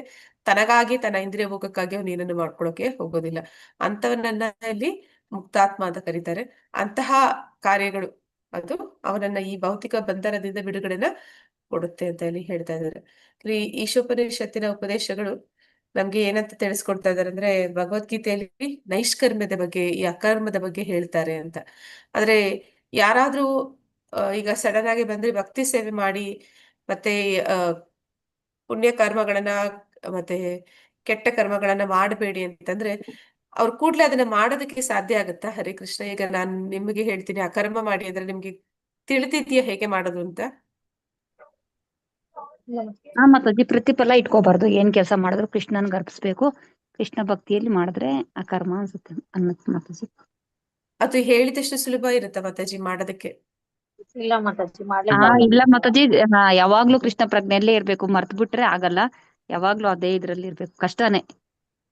ಆ ಅದನ್ನೇ ಇಲ್ಲಿ ಹೇಳ್ತಾ ಇದಾರೆ. ಸಾಮಾನ್ಯ ಜನರಿಗೆ ನಾವು ಕೂಡ್ಲೆ ಹೋಗಿ ನೀವು ನೈಷ್ಕರ್ಮ್ಯ ಮಾಡಿ ಕರ್ಮ ಮಾಡಿ ಅಂತಂದ್ರೆ ಅದು ಅಷ್ಟು ಸುಲಭ ಸಾಧ್ಯ ಇಲ್ಲ ಅನ್ನೋದನ್ನಲ್ಲಿ ಹೇಳ್ತಾ ಇದ್ದಾರೆ. ಅಂದ್ರೆ ಅದನ್ನ ನಾವು ಯಾವ ರೀತಿ ಮಾಡ್ಬೇಕು ಅಂತಂದ್ರೆ ನಾನು ಈಗಾಗ್ಲೇ ಒಂದ್ಸತಿ ಹೇಳಿದ್ದೆ. ಅಂದ್ರೆ ಮನುಷ್ಯ ಅವನು ಹುಟ್ಟಿದಾಗ ಪ್ರಾಣಿ ಹಾಗೆ ಅವನ ಜನ್ಮ ಅನ್ನುವಂಥದ್ದು. ಮನುಷ್ಯ ಅವನು ಹುಟ್ಟು ಅನ್ನುವಂಥದ್ದು ಶೂದ್ರನ ಹಾಗೆ ಅವನು ಹುಟ್ಟುತ್ತಾನೆ, ತಮಗುಣದಲ್ಲಿ ಹುಟ್ಟುತ್ತಾನೆ ಅಂತ.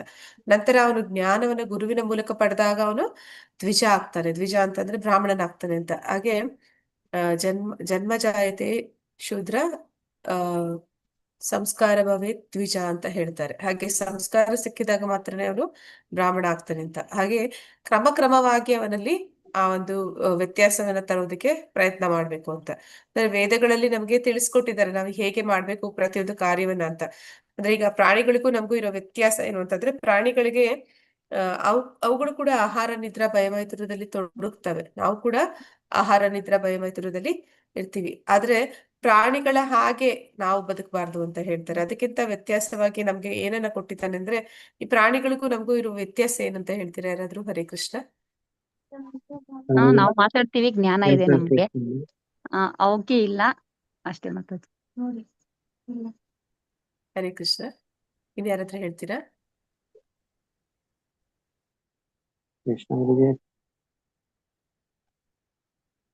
ಅವುಗಳ ಬದುಕಿಗೂ ನಮ್ಮ ಬದುಕಿಗೂ ಇರುವ ವ್ಯತ್ಯಾಸ ಏನು ಅಂತಂದ್ರೆ,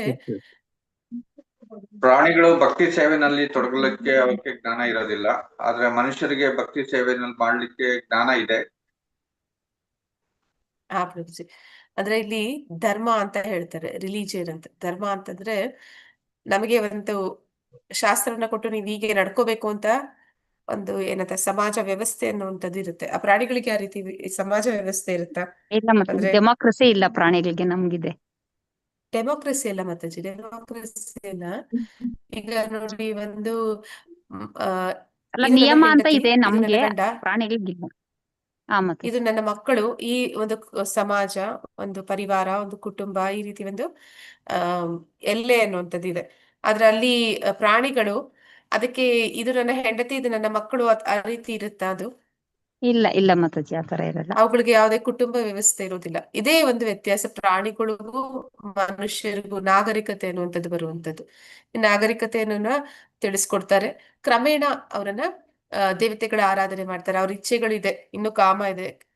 ಒಂದು 4 ಪುರುಷಾರ್ಥಗಳಲ್ಲಿ ಕಾಮ್ ಯಾವ್ದೆಲ್ಲ ಬರುತ್ತೆ? 4 ಪುರುಷಾರ್ಥಗಳು: ಧರ್ಮ, ಅರ್ಥ, ಕಾಮ, ಮೋಕ್ಷ. ಸೊ ಧರ್ಮ ಅಂತಂದ್ರೆ ಶಾಸ್ತ್ರದಲ್ಲಿ ಏನನ್ನ ಉಲ್ಲೇಖ ಕೊಟ್ಟಿದ್ದಾರೆ, ನಮ್ಗೆ ಏನ್ ಮಾಡಬಹುದು ಅಂತ ಅವಕಾಶಗಳಿದೆ ಅಂತ ಹೇಳಿದ್ದಾರೆ. ಅಂದ್ರೆ ನಾನು ಆ ನನಗೆ ಸಾಂಸಾರಿಕ ಜೀವನದಲ್ಲಿ ತೊಡಗಬಹುದು. ಅಲ್ಲಿ ಕೂಡ ನಾನು ಯಾವ ರೀತಿ ನಿಯಮ ನಿಬಂಧನೆಗಳಿಂದ ತೊಡಗಬೇಕು. ಪ್ರಾಣಿಗಳ ಹಾಗೆ ಇಷ್ಟ ಬಂದಷ್ಟು ಜನರನ್ನ ಮದುವೆ ಆಗುವಂತದ್ದು ಇಲ್ಲ. ಅಲ್ಲಿ ಒಬ್ಬರನ್ನ ಮದುವೆ ಆಗ್ಬೇಕು, ಅವರ ಜೊತೆ ಯಾವ ರೀತಿ ಸಂಸಾರ ಮಾಡ್ಬೇಕು, ಇದೆಲ್ಲ ಕೊಟ್ಟಿರ್ತಾರೆ. ಅದನ್ನ ಅವರು ಅದೇ ರೀತಿ ಆ ಧರ್ಮದ ಮಾರ್ಗದಲ್ಲಿ ನಡೀತಾರೆ. ಮತ್ತೆ ಅವ್ರು ಏನ್ ಮಾಡ್ತಾರೆ, ಧರ್ಮ, ಅರ್ಥ, ಅದೇ ಮಾರ್ಗದಲ್ಲಿ ಅವರು ತಮ್ಮ ಆಸೆಗಳನ್ನ ಈಡೇರಿಸ್ಕೊಳ್ಳೋದಕ್ಕೆ ಅವ್ರಿಗೆ ಏನ್ ಬೇಕು, ಅವಕಾಶಗಳು ಎಲ್ಲೆಲ್ಲಿದೆ ಅದನ್ನೆಲ್ಲ ಅವರು ಪಡ್ಕೋತಾರೆ. ಅರ್ಥ ಅಂತಂದ್ರೆ ಹಣ ಗಳಿಸುವಂಥದ್ದು. ಆ ಹಣವನ್ನ ಏನಕ್ಕೆ ಬಳಸ್ತಾರೆ? ತಮ್ಮ ಇಚ್ಛೆಗಳನ್ನ ಈಡೇರಿಸ್ಕೊಳ್ಳೋದಕ್ಕೆ ಬಳಸ್ತಾರೆ. ಕಾಮ ಇಚ್ಛೆಗಳನ್ನು ಕೂಡ ಸರಿಯಾದ ರೀತಿಯಲ್ಲಿ ಈಡೇರಿಸ್ಕೊಡುವಂಥದ್ದು, ಮನಸೋ ಇಚ್ಛೆ ಮಾಡುವಂಥದ್ದಲ್ಲ. ಮತ್ತೆ ಅದನ್ನ ಮಾಡ್ತಾ ಮಾಡ್ತಾ ಕೊನೆಗೆ ಏನನ್ಸುತ್ತೆ, ಈ ಭೌತಿಕ ಜಗತ್ತು ಇಷ್ಟೇನಾ, ಯಾಕೆ ನಾನು ಇಷ್ಟೆಲ್ಲ ಇದನ್ನ ಒಂದು ಸಮಯವನ್ನ, ಇಷ್ಟೆಲ್ಲ ನನ್ನ ಆಯಸ್ಸನ್ನ ಇದರಲ್ಲಿ ಕಳೀತಾ ಇದ್ದೀನಿ ಅಂತೇಳಿ ವೈರಾಗ್ಯ ಬಂದು ಮೋಕ್ಷದ ಕಡೆಗೆ ಅವರು ಮುಖ ಮಾಡ್ತಾರೆ. ಆದ್ರೆ ಈ 4 ಪುರುಷಾರ್ಥಗಳೇನಿದೆ ಅದರಿಂದ ಆಚೆಗೆ ಬರುವಂತದ್ದು ಪಂಚಮ ಪುರುಷಾರ್ಥನೇ, ಅದು ದೇವೋತ್ತಮ ಪರಮ ಪುರುಷ ಕೃಷ್ಣನ ಒಂದು ಕೃಷ್ಣ ಪ್ರಜ್ಞೆ ಜ್ಞಾನ ಭಕ್ತಿ ಕಾರ್ಯ. ಅದು ಆ ಒಂದು ಮೋಕ್ಷವನ್ನು ಕೂಡ ಮೀರುವಂತದ್ದು. ಅದನ್ನ ಕ್ರಮಕ್ರಮವಾಗಿ ಮಾಡೋದಕ್ಕೆ ಸಾಧ್ಯನೇ ಹೊರತು ಒಮ್ಮೆಲೆ ಯಾರು ಆ ಹಂತಕ್ಕೆ ಹೋಗೋದಕ್ಕೆ ಸಾಧ್ಯ ಆಗುದಿಲ್ಲ. ಹಾಗಾಗಿಯೇ ವೇದವ್ಯಾಸರು ಮೊದಲಿಗೆ ವೇದಗಳನ್ನ ಬರೆದ್ರು. ನಂತರ ಇನ್ನು ಅದಕ್ಕಿಂತ ಕಮ್ಮಿ ಬುದ್ಧಿವರ್ಗದವರು ಯಾರಿದ್ದಾರೆ ಅವ್ರಿಗೋಸ್ಕರ ಪುರಾಣಗಳನ್ನ ಬರೆದ್ರು. ನಂತರ ಉಪನಿಷತ್ತುಗಳನ್ನ, ವೇದಾಂತ ಸೂತ್ರಗಳನ್ನ ಎಲ್ಲ ಬರೆದ್ರು. ಆಮೇಲೆ ಕೊನೆಯಲ್ಲಿ ಅವರು ಬರೆದದ್ದು ಭಕ್ತಿ ಕಾರ್ಯಗಳು, ಅಂದ್ರೆ ಈ ಒಂದು ವೇದಾಂತ ಸೂತ್ರಗಳಿಗೆ ವ್ಯಾಖ್ಯಾನವಾಗಿ ಭಾಗವತವನ್ನು ಬರೆದ್ರು, ಭಗವಂತನ ಕುರಿತಾಗಿ ಬರೆದ್ರು. ಹೀಗೆ ಈ ಅಕರ್ಮ ಇರ್ಬೋದು, ಅದನ್ನ ನಾವು ಮಾಡ್ಬೇಕು ಅಂತಂದ್ರೂ ಕೂಡ ಅದು ಕ್ರಮೇಣ ನಡೆಯುತ್ತೆ ಹೊರತು ಒಮ್ಮೆಲೆ ಯಾರು ಕೂಡ ಅಲ್ಲಿಗೆ ಆ ಒಂದು ಎಲ್ಲೆಗೆ ಅಂದ್ರೆ ಆ ಒಂದು ನೆಲೆಗೆ ಹೋಗೋದಕ್ಕೆ ಅಷ್ಟು ಸುಲಭವಾಗಿ ಸಾಧ್ಯ ಆಗೋದಿಲ್ಲ. ಆದ್ರೆ ಒಮ್ಮೆ ಅವರು ಅಲ್ಲಿಗೆ ಹೋದ್ರು ಅಂದ್ರೆ ಅವರ ಒಂದು ಜ್ಞಾನವನ್ನ, ವೈರಾಗ್ಯವನ್ನ ಆ ಮಟ್ಟಕ್ಕೆ ಹೆಚ್ಚಿಸ್ಕೊಂಡ್ರು ಅಂತಂದ್ರೆ ಅವರು ಈ ಒಂದು ಜನನ ಮರಣಗಳ ಚಕ್ರವನ್ನ ಅವರು ದಾಟ್ತಾರೆ ಅಂತ ಹೇಳಿ ತಿಳಿಸ್ತಾ ಇದ್ದಾರೆ. ಅದಕ್ಕಾಗಿ ಅವ್ರು ಹೆಚ್ಚೇನು ಮಾಡ್ಬೇಕಾಗಿಲ್ಲ, ತುಂಬಾ ಸುಲಭ ಅಂತ ಹೇಳಿ ಹೇಳ್ತಾ ಇದ್ದಾರೆ. ಹೇಗೆ ತುಂಬಾ ಸುಲಭ ಅಂತಂದ್ರೆ, ಈಗ ಒಬ್ಬ ವ್ಯಕ್ತಿ ಅವನು ಆಹಾರ ಪ್ರತಿದಿನ ನಾವು ತಿನ್ಲೇಬೇಕಲ್ವಾ, ತಿಂತೀವಲ್ವಾ, ಆಹಾರ ತಿಂದಿರ ಬದುಕಕ್ಕಾಗುತ್ತಾ? ಇಲ್ಲ ಮಾತಾಡಿ ತಿನ್ಬೇಕು. ಅದನ್ನ ನಾವು ನಮಗೋಸ್ಕರ, ನಮ್ಮ ಬಾಯಿ ಚಪಲಕ್ಕೋಸ್ಕರ ಮಾಡ್ಕೋಬಾರ್ದು. ಅದನ್ನ ಭಗವಂತನ ಪ್ರಸಾದ ಅಂತ ಹೇಳಿ ಭಗವಂತನಿಗೋಸ್ಕರ ಮಾಡ್ಬೇಕು. ಮತ್ತೆ ಅವನಿಗೆ ಅರ್ಪಿಸಿ ಅದನ್ನ ನಾವು ಸ್ವೀಕಾರ ಮಾಡ್ಬೋದು. ಆ ಭಗವಂತನ ಪ್ರಸಾದ ಅಂದ ಮಾತ್ರಕ್ಕೆ ನಮ್ಗೆ ಇಷ್ಟ ಬಂದಂಗೆ ತಿನ್ಬೇಕು ಅಂತಿಲ್ಲ. ನಮ್ಮ ದೇಹಕ್ಕೆ ಎಷ್ಟು ಅಗತ್ಯ ಇದೆ ಅಷ್ಟನ್ನ ಮಾತ್ರ ಸ್ವೀಕಾರ ಮಾಡ್ಬೇಕು ಅನ್ನುವಂಥದ್ದು. ಅದೇ ರೀತಿ ಈಗ ಆ ಊಟದ ವಿಷಯ ಆಯ್ತು. ಮತ್ತೆ ನಾವು ಬದುಕೋದಕ್ಕೆ ದುಡ್ಡು ಬೇಕು, ಅದಕ್ಕೆ ನಾವು ಕೆಲಸ ಮಾಡ್ಬೇಕಲ್ವಾ? ಹರೇ ಕೃಷ್ಣ. ಮಾತಾಜಿ ಮಾಡ್ಬೇಕು. ಕೆಲಸ ಮಾಡ್ದಿರ ನಮ್ಮನ್ನ ನಾವು ನೋಡ್ಕೊಳಕ್ಕೆ ಅಥವಾ ನಮ್ಮ ನಂಬಿದವ್ರನ್ನ ನೋಡ್ಕೊಳ್ಳೋದಕ್ಕೆ ಸಾಧ್ಯ ಆಗುತ್ತಾ? ಆಗಲ್ಲ ಮಾತಾಜಿ. ಹಾಗಾದ್ರೆ ನಾವು ಅದಕ್ಕಾಗಿ ದುಡಿಬೇಕಾಗಿ ಕೂಡ ಬರುತ್ತೆ. ಆ ದುಡಿದಂತಹ ಒಂದು ಹಣ ಯಾವ ಮೂಲದಿಂದ ಬರ್ತಾ ಇದೆ, ನಾನು ಅದನ್ನ ಯಾವ ರೀತಿ ಸರಿಯಾದ ಮಾರ್ಗದಲ್ಲಿ ಗಳಿಸ್ತಾ ಇದ್ದೀನಿ ಅನ್ನುವಂಥದ್ದು. ಮತ್ತೆ ಗಳಿಸಿದ ಹಣವನ್ನ ಕ್ರಮವಾಗಿ ಯಾರು ಮುಂದುವರಿತಾ ಇದ್ದಾರೆ ಅವ್ರೇನ್ ಮಾಡ್ತಾರೆ, ಪ್ರತಿಯೊಂದು ಕಾರ್ಯದಲ್ಲೂ ಕೂಡ ಭಗವದ್ಗೀತೆಯಲ್ಲಿ ಬರುತ್ತೆ, ನಾವು ಯಾವುದೇ ಕಾರ್ಯವನ್ನು ಮಾಡ್ಲಿ ಅದರಲ್ಲಿ ದೋಷ ಇದ್ದೇ ಇರುತ್ತೆ ಅಂತ. ಅಂದ್ರೆ ಬ್ರಾಹ್ಮಣ, ಕ್ಷತ್ರಿಯ, ವೈಶ್ಯ, ಶೂದ್ರ ಎಲ್ಲರ ಮಾಡುವಂತ ಕಾರ್ಯಗಳಲ್ಲೂ ಕೂಡ ಒಂದಲ್ಲ ಒಂದು ದೋಷ ಇರುತ್ತೆ. ಅಂದ್ರೆ ಬೆಂಕಿ ನನಗೆ ಬೇಕಾಗಿರುವಂತದ್ದು ಬೆಂಕಿ ಅಂತ ನಾವು ಹೊತ್ತಿಸಿದಾಗ ಅದ್ರ ಜೊತೆಲಿ ಹೊಗೆ ಬೇಡ ಅಂದ್ರೂ ಕೂಡ ಬರುತ್ತೇನೋ ಹಾಗೆ ಬ್ರಾಹ್ಮಣರು ಕೂಡ ಅವರು ಮಾಡುವ ಕಾರ್ಯಗಳಲ್ಲಿ ಏನಂತ ಹೇಳ್ತಾರೆ, ಯಾಗ ಯಜ್ಞಗಳನ್ನ ಅವರು ಮಾಡ್ತಾರೆ. ಅವ್ರಿಗೆ ದೇವೋತ್ತಮ ಪರಮ ಪುರುಷನ ಜ್ಞಾನ ಇದೆ. ಆದ್ರೆ ಅವರಿಂದ ಆ ಕಾರ್ಯಗಳನ್ನ, ಯಜ್ಞಗಳನ್ನ ಮಾಡಿಸುವಂತವ್ರು ಏನ್ ಮಾಡ್ತಾರೆ, ದೇವತೆಗಳನ್ನ ಆರಾಧನೆ ಮಾಡೋ ಹಾಗೆ ಕೇಳ್ಕೊತಾರೆ. ಅಂದ್ರೆ ಅವ್ರು ಮಾಡ್ತಾರೆ, ಬೇರೊಬ್ಬರಿಗಾಗಿ ಅದನ್ನ ಮಾಡ್ತಾರೆ. ಆದ್ರೂ ಕೂಡ ಅದನ್ನ ಇಲ್ಲ, ನಾನು ದೇವೋತ್ತಮ ಪರಮ ಪುರುಷನ ಪೂಜೆ ಮಾಡುವಂತದ್ದು, ನಾನು ದೇವತೆಗಳ ಆರಾಧನೆ ಮಾಡೋದಿಲ್ಲ ಅಂತ ಅವ್ರು ಹೇಳಿ ಅವ್ರ ವೃತ್ತಿಯನ್ನ ಅವ್ರು ಬಿಡೋ ಹಾಗಿಲ್ಲ. ಹಾಗಾಗಿ ಬ್ರಾಹ್ಮಣರು ಕೂಡ ಅದನ್ನ ಮಾಡ್ಲೇಬೇಕಾಗುತ್ತೆ. ಕ್ಷತ್ರಿಯರು ಹಾಗೇನೆ, ಅವ್ರು ಯುದ್ಧ ಮಾಡ್ಲೇಬೇಕಾಗುತ್ತೆ. ಯುದ್ಧ ಮಾಡುವಾಗ ಅನೇಕ ಜನರನ್ನ ಕೊಲ್ಲಬೇಕಾಗಿ ಬರುತ್ತೆ, ಹಿಂಸೆ ಇರುತ್ತೆ. ಹಾಗಂತ ಹೇಳಿ ಅವ್ರು ಯುದ್ಧ ಮಾಡೋದನ್ನ ನಿಲ್ಸೋದಕ್ಕೆ ಸಾಧ್ಯ ಇಲ್ಲ. ವೈಶ್ಯರು ಕೂಡ ಅಷ್ಟೇ, ವೈಶ್ಯರು ವ್ಯಾಪಾರ ಮಾಡುವಾಗ ಕೆಲವೊಂದು ಕಡೆ ಅವರು ಸುಳ್ಳು ಹೇಳ್ತಾರೆ. ಆದ್ರೆ ಅದನ್ನ ಅನಿವಾರ್ಯವಾಗಿ ಅವ್ರು ಹೇಳಲೇಬೇಕಾಗುತ್ತೆ, ಇಲ್ಲ ಅಂತಂದ್ರೆ ಅವ್ರು ವ್ಯಾಪಾರ ಮಾಡೋದಕ್ಕೆ ಸಾಧ್ಯ ಆಗೋದಿಲ್ಲ. ಶೂದ್ರರು ಅಷ್ಟೇ, ಅವ್ರು ಯಾರ ಒಂದು ಕೆಳಗಡೆ ಕೆಲಸ ಮಾಡ್ತಾ ಇದ್ದಾರೆ, ಆ ಒಂದು ಒಡೆಯ ಯಾರಿದ್ದಾನೆ ಅವನು ಕೆಟ್ಟವನಿರ್ಬೋದು, ಅವ್ನು ಮಾಡ್ತಾ ಇರೋಂಥದ್ದು ತಪ್ಪು ಕಾರ್ಯಗಳಿರ್ಬೋದು. ಆದ್ರೆ ಇವನು ಅವನ ಜೊತೆಯಲ್ಲಿ ಅವನ ಸೇವೆ ಮಾಡ್ತಾ ಇರೋದ್ರಿಂದ ಅವನ ಪಾಪ ಕಾರ್ಯಗಳಲ್ಲಿ ಇವನಿಗೂ ಭಾಗ ಬರ್ತಾ ಇರ್ಬೋದು. ಅಂತಹ ಪಾಪಗಳಿಂದ ನಮ್ಮನ್ನ ನಾವು ಬಿಡುಗಡೆ ಮಾಡ್ಕೊಳ್ಳೋದಕ್ಕೆ ಪ್ರಾರಂಭದ ಹಂತದಲ್ಲಿ ಏನಂತ ಹೇಳ್ತಾರೆ, ನಾವು ಮಾಡಿ ಏನು ಹಣವನ್ನ ಗಳಿಸ್ತೀವಿ ಅದರಲ್ಲಿ ಸ್ವಲ್ಪ ಭಾಗವನ್ನಾದ್ರೂ ಭಗವಂತನ ಸೇವೆಯಲ್ಲಿ ತೊಡಗಿಸ್ತಾ, ಅಂದ್ರೆ ಅದನ್ನ ಭಗವತ್ ಕಾರ್ಯಗಳಿಗೆ, ದೇವಸ್ಥಾನಗಳಿಗೆ ಅದನ್ನ ದಾನ ಕೊಡ್ತಾ ಇದ್ರೆ, ಸ್ವಲ್ಪ ಮಾತ್ರ ಒಂದಷ್ಟು ಭಾಗವನ್ನ ಕೊಡ್ತಾ ಹೋದ್ರೆ ಅದು ಸ್ವಲ್ಪ ಅದರಲ್ಲಿ ಇರುವಂತ ಪಾಪಗಳಿಂದ ನಮ್ಗೆ ಬಿಡುಗಡೆ ಆಗತ್ತೆ ಅಂತ. ಹೀಗೆ ಕ್ರಮೇಣ ಹೋಗ್ತಾ ಹೋಗ್ತಾ ಏನಾಗುತ್ತೆ ಅಂತಂದ್ರೆ, ನಾವು ಭಕ್ತಿಯಲ್ಲಿ ಹೆಚ್ಚು ಕೃಷ್ಣ ಪ್ರಜ್ಞೆಯಲ್ಲಿ ಬಂದಾಗ ನಾವು ಮನೆಯಲ್ಲಿ ಖರ್ಚು ಮಾಡ್ತಾ ಇರುವಂತಹ ಹಣ ಕೂಡ ಅದು ಪುಣ್ಯ ಮಾರ್ಗದಲ್ಲಿ ಹೋಗುತ್ತೆ. ಅಂದ್ರೆ ಅದು ಕೂಡ ಭಗವತ್ ಸೇವೆಯಲ್ಲಿ ತೊಡಗುತ್ತೆ. ಅಂದ್ರೆ ನಾನು ಪ್ರತಿದಿನ ನೈವೇದ್ಯವನ್ನೇ ಸ್ವೀಕಾರ ಮಾಡ್ತೀನಿ. ಪ್ರತಿದಿನ ನನ್ನ ಮನೆಯಲ್ಲಿ ಭಗವಂತನ ಒಂದು ಆರಾಧನೆ ನಡೆಯುತ್ತೆ. ಭಗವಂತನೇ ನನ್ನ ಮನೆಯ ಒಡೆಯ, ಅವನ ಒಂದು ತೃಪ್ತಿಗಾಗಿ ಈ ಮನೆಯಲ್ಲಿ ಪ್ರತಿಯೊಬ್ಬರು ಪ್ರತಿದಿನ ಪ್ರತಿಯೊಂದು ಕಾರ್ಯವನ್ನು ಮಾಡ್ತಾರೆ ಅಂತ ಹೋದಾಗ, ಅಂತ ವೈಷ್ಣವರನ್ನ ನೀವು ಸಾಕೋದಕ್ಕೆ, ಸಲಹೋದಕ್ಕೆ ಏನ್ ಖರ್ಚು ಮಾಡ್ತಾ ಇದ್ದೀರಾ ಅದು ಕೂಡ ಅದು ಭಕ್ತಿ ಸೇವೆಗೆ ಬಳಸಿದ ಹಾಗೆ ಆಗುತ್ತೆ. ಇಲ್ಲಿ ಅದನ್ನೇ ಹೇಳ್ತಾ ಇದ್ದಾರೆ. ಈಗ ದೇಹ ಭಾವನೆಯಲ್ಲಿ ನಾವು ಇದೀವಿ ಅಂದ್ರೂ ಕೂಡ ಇಂದ್ರಿಯ ಸುಖ ಮತ್ತೆ ತನ್ನ ಅಂದ್ರೆ ಅಹಂ ಮಮ ಅಂತ ಹೇಳ್ತಾರೆ. ಅಹಂ ಅಂತಂದ್ರೆ ದೇಹವನ್ನ ತಾನು ಅನ್ಕೊಳ್ಳುವಂಥದ್ದು. ಮಮ ಅಂದ್ರೆ ಈ ದೇಹಕ್ಕೆ ಸಂಬಂಧಪಟ್ಟದ್ದು, ಸಂಬಂಧಪಟ್ಟವರು, ಅದೆಲ್ಲ ತನ್ನವರು ಅಂತ ಹೇಳುವಂಥದ್ದು. ಹಾಗೆ ಇಲ್ಲಿ ಒಂದು ಸಮಾಜ, ಒಂದು ರಾಷ್ಟ್ರ, ಜನತೆ, ಹೀಗೆ ಪರೋಪಕಾರ, ಸಮಾಜವಾದ, ಕಮ್ಯುನಿಸಂ, ರಾಷ್ಟ್ರೀಯತಾವಾದ, ಮಾನವತಾವಾದ. ಅಂದ್ರೆ ಈಗ ನಾವು ನೋಡ್ತೀವಿ ಸುಮಾರು ಜನ ಒಳ್ಳೆ ವ್ಯಕ್ತಿ ಅಂತಂದ್ರೆ ಏನು ಅಂತಂದ್ರೆ ಅವನು ಬೇರೊಬ್ಬರಿಗೆ, ಬಡವರಿಗೆ ಹಣ ಕೊಡ್ತಾನೆ, ಅಥವಾ ಅವನು ಇನ್ಯಾವುದೋ ಒಂದು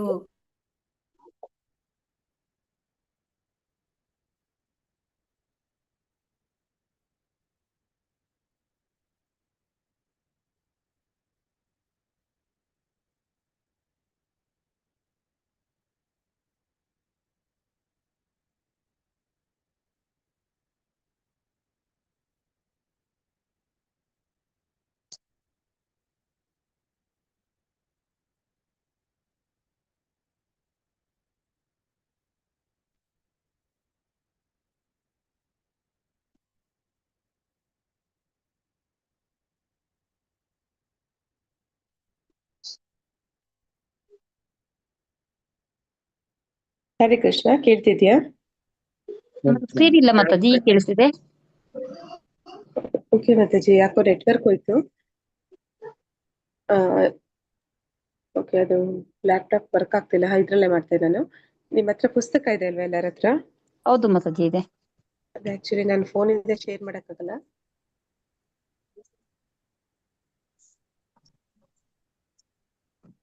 ಸೊ ಹೀಗಾಗಿ ಏನ್ ಮಾಡ್ತಾರೆ ಅಂತಂದ್ರೆ, ಜನೋಪಕಾರ ಮಾಡುವಂಥದ್ದು.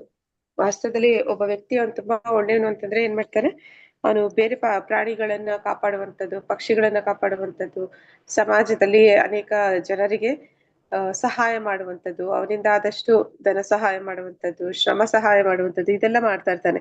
ತನ್ನ ದೇಶ, ತನ್ನ ಜನ, ತನ್ನ ಸಮಾಜ, ನಾನು ಈ ಒಂದು ಧರ್ಮಕ್ಕೆ ಸೇರಿದವನು, ನಾನು ಈ ಒಂದು ದೇಶಕ್ಕೆ ಸೇರಿದವನು, ಈ ಜನರನ್ನ ಕಾಪಾಡ್ಬೇಕು, ಅವರಿಗೆ ರಕ್ಷಣೆ ಕೊಡ್ಬೇಕು, ಅವರನ್ನ ಒಳ್ಳೆ ರೀತಿ ನಾನು ನೋಡ್ಕೋಬೇಕು, ಈ ರೀತಿ ಯೋಚನೆ ಮಾಡ್ತಾ ಇರ್ತಾನೆ. ಇದೆಲ್ಲವೂ ಕೂಡ ಕೆಟ್ಟ ವಿಷಯನ, ತಪ್ಪಾದ ವಿಷಯನ, ಸರಿಯಾದ ವಿಷಯನ? ಹರೇ ಕೃಷ್ಣ.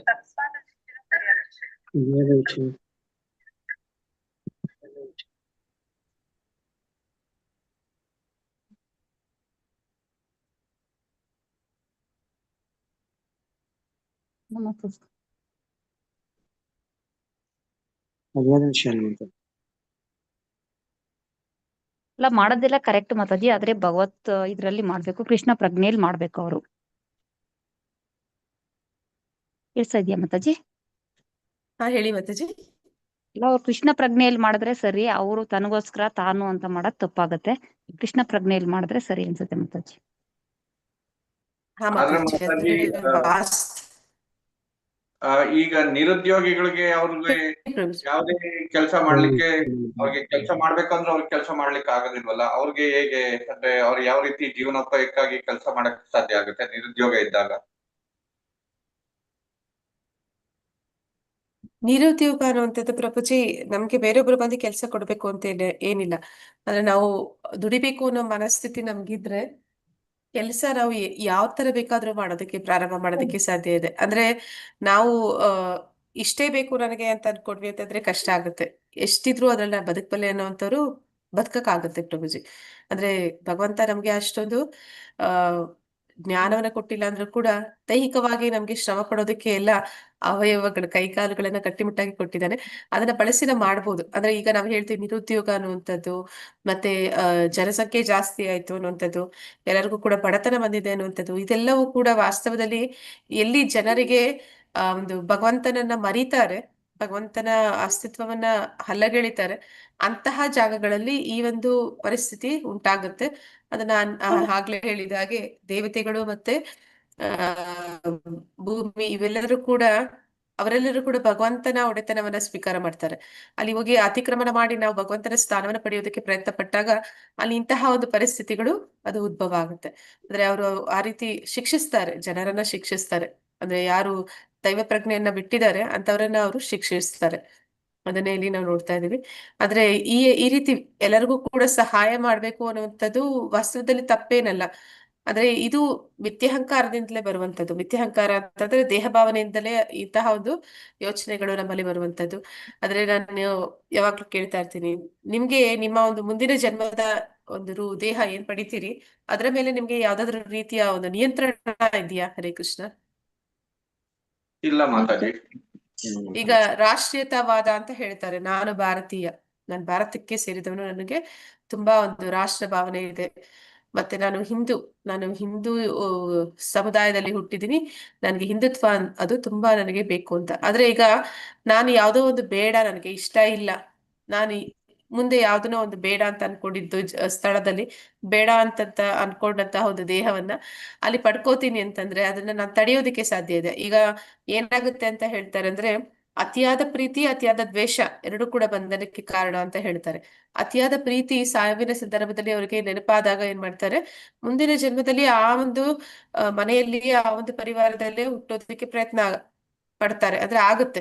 ಆದ್ರೆ ಅವರು ಮನುಷ್ಯ ಜನ್ಮ ಸಿಕ್ಲಿಲ್ಲ ಅಂದ್ರೂ ಕೂಡ ಆ ಮನೆಯ ನಾಯಿಯೋ ಬೆಕ್ಕೋ ಅಥವಾ ಜಿರಳೆಯೋ ಇರುವೆಯೋ ಆಗಿ ಆದ್ರೂ ಆ ಮನೇಲಿ ಹುಟ್ಟುತ್ತಾರೆ ಅಂತ. ಹಾಗೆ ಅತಿಯಾದ ದ್ವೇಷ ಕೂಡ, ಅತಿಯಾದ ದ್ವೇಷ ನಮ್ಮಲ್ಲಿ ಇದ್ರೆ ಅದು ಕೂಡ ಬಂಧನಕ್ಕೆ ಕಾರಣ ಅಂತ.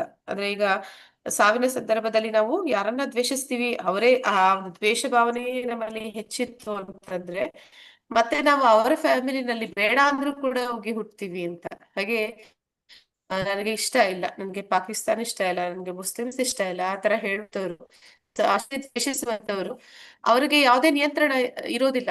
ಅಲ್ಲಿ ಹೋಗಿ ಅವ್ರಿಗೆ ಇನ್ನೊಂದು ಜನ್ಮ ಆ ಮನೆಯಲ್ಲಿ ಆ ಒಂದು ಪರಿವಾರದಲ್ಲಿ ಆ ಒಂದು ಸಮುದಾಯದಲ್ಲಿ ಹುಟ್ಟಬೇಕು ಅಂತ ಆದ್ರೆ ಅದ್ರ ಮೇಲೆ ಅವ್ರಿಗೆ ಯಾವುದೇ ಒಂದು ಏನಂತ ಹೇಳ್ತಾರೆ, ಕಂಟ್ರೋಲ್ ಅನ್ನೋದು ಇರೋದಿಲ್ಲ. ಹಾಗೆ ಈ ಎಲ್ಲ ಒಂದು ಇಸಮ್ಗಳು, ವಾದಗಳು ಇಲ್ಲಿ ಹೇಳ್ತಾ ಇದ್ದಾರೆ. ಕಮ್ಯುನಿಸಂ ಅನ್ನುವಂಥದ್ದು, ಸಮಾಜವಾದ, ಪರೋಪಕಾರ, ಇವೆಲ್ಲವೂ ಕೂಡ ಅದು ದೇಹ ಭಾವನೆಯಿಂದ ಮಾತ್ರನೇ ಮೂಡುತ್ತೆ. ಆದ್ರೂ ಪರವಾಗಿಲ್ಲ, ಆ ರೀತಿ ಮನಸ್ಥಿತಿ ಇದ್ರೂ ಕೂಡ ತಪ್ಪೇನಿಲ್ಲ. ಆದ್ರೆ ಅಲ್ಲಿ ನೀವು ಭಗವಂತನನ್ನ ಕೇಂದ್ರೀಕರಿಸಿ ಮಾಡಿದ್ರೆ ಮಾತ್ರನೇ ಅದು ನಿಮಗೆ ಬಂಧಿಸೋದಿಲ್ಲ. ಇಲ್ಲ ಅಂತಂದ್ರೆ ಇದೆಲ್ಲವೂ ಕೂಡ ಬಂಧನ ಮಾತ್ರನೇ ಆಗುತ್ತೆ. ಎಷ್ಟು ಬಂಧನ ಅನ್ನೋದನ್ನಲ್ಲಿ ಯಾವ ರೀತಿ ಹೇಳ್ತಾ ಇದ್ದಾರೆ ಅಂದ್ರೆ, ಈ ವಾದಗಳು, ಇಸಮ್ಗಳು, ಆಕರ್ಷಕವಾದ ಈ ಶಬ್ದಗಳು ಏನಿದೆ ಅವೆಲ್ಲವೂ ಕೂಡ ಕರ್ಮ ಬಂಧನದ ರೂಪಗಳು ಅಂತ ಇಲ್ಲಿ ಹೇಳ್ತಾ ಇದ್ದಾರೆ. ಇದು ನಿಮ್ಮನ್ನ ಮತ್ತೆ ಮತ್ತೆ ಮತ್ತೆ ಮತ್ತೆ ಈ ಭೂಮಿ ಮೇಲೆ ಹುಟ್ಟು ಸಾವಿನ ಒಂದು ಚಕ್ರದಲ್ಲಿ ಸಿಲುಕುವ ಹಾಗೆ ಮಾಡ್ತವೆ ಅಂತ. ಹಾಗಂದ್ಮಾತ್ರಕ್ಕೆ ಅದೆಲ್ಲ ನಿಲ್ಲಿಸ್ಬಿಡ್ಬೇಕು, ಮಾಡಬಾರ್ದು ಅಂತೇನಿಲ್ಲ. ಮಾಡುವಾಗ ಭಗವಂತನನ್ನ ಕೇಂದ್ರೀಕರಿಸ್ಬೇಕು ಅನ್ನೋದಷ್ಟೇ ಇಲ್ಲಿ ಹೇಳ್ತಾ ಇದ್ದಾರೆ. ಅಂದ್ರೆ ಇಲ್ಲಿ ಮಾನವತಾವಾದ, ನಾವು ಈ ಪರೋಪಕಾರ ಮಾಡ್ತೀವಿ, ಇನ್ನೊಬ್ಬರಿಗೆ ಹಣ ಸಹಾಯ, ಶ್ರಮ ಸಹಾಯ ಮಾಡ್ತೀವಿ ಅಂದಾಗ್ಲೂ ಕೂಡ ಅದನ್ನ ನಾನ್ ಮಾಡ್ತಾ ಇದ್ದೀನಿ, ನನ್ನ ಶ್ರಮ ನನ್ನಿಂದ ಆಗ್ತಾ ಇರುವಂತದ್ದು ಅಂತ ತಿಳಿದಿರಾ, ಎಲ್ಲ ಭಗವಂತನದು. ಭಗವಂತ ಒಂದು ಅವಕಾಶ ಕೊಟ್ಟಿದ್ದಾನೆ, ಅವನ ಸೇವೆ ಅಂತ ಹೇಳಿ ಇನ್ನೊಂದು ಜೀವಕ್ಕೆ ನಾನು ಒಳ್ಳೇದಾಗ್ಲಿ ಅಂತ ಹೇಳಿ ಮಾಡ್ತಿದ್ದೀನಿ. ಆದ್ರೆ ಇದು ಭಗವಂತನಿಗೋಸ್ಕರ ಮಾಡ್ತಿದ್ದೀನಿ, ನನಗಾಗಿ ಅಲ್ಲ ಅಂತ ಮಾಡಿದಾಗ ಅದರಿಂದ ನಮ್ಗೆ ಯಾವುದೇ ಒಂದು ಬಂಧನ ಅನ್ನೋಂಥದ್ದು ಇರಲ್ಲ. ಆದ್ರೆ ಅಂತಹ ಒಂದು ಕಾರ್ಯಗಳನ್ನ ಮುಂದೆ ಕರ್ಮಯೋಗ ಅಂತ ಕರಿತಾ ಇದ್ದಾರೆ. ಅದನ್ನ ನಾವು ಮಾಡ್ಬೇಕು ಅಂತಾನೆ ಹೇಳ್ತಾ ಇದ್ದಾರೆ.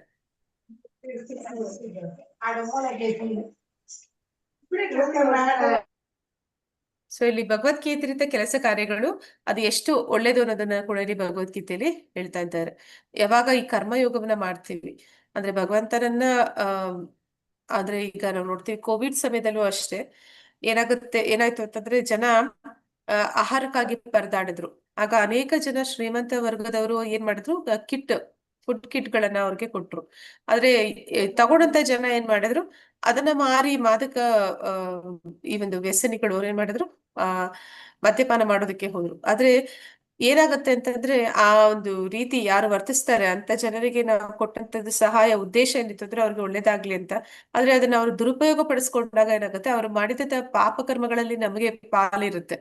ಆದ್ರೆ ಇಸ್ಕಾನ್ ದೇವಸ್ಥಾನಗಳು ಏನ್ ಮಾಡಿದ್ರು, ಅವರು ಭಗವಂತನಿಗೆ ನೈವೇದ್ಯ ಪ್ರಸಾದ ಮಾಡಿ ಆ ಒಂದು ಪ್ರಸಾದವನ್ನ ಹಂಚಿದ್ರು.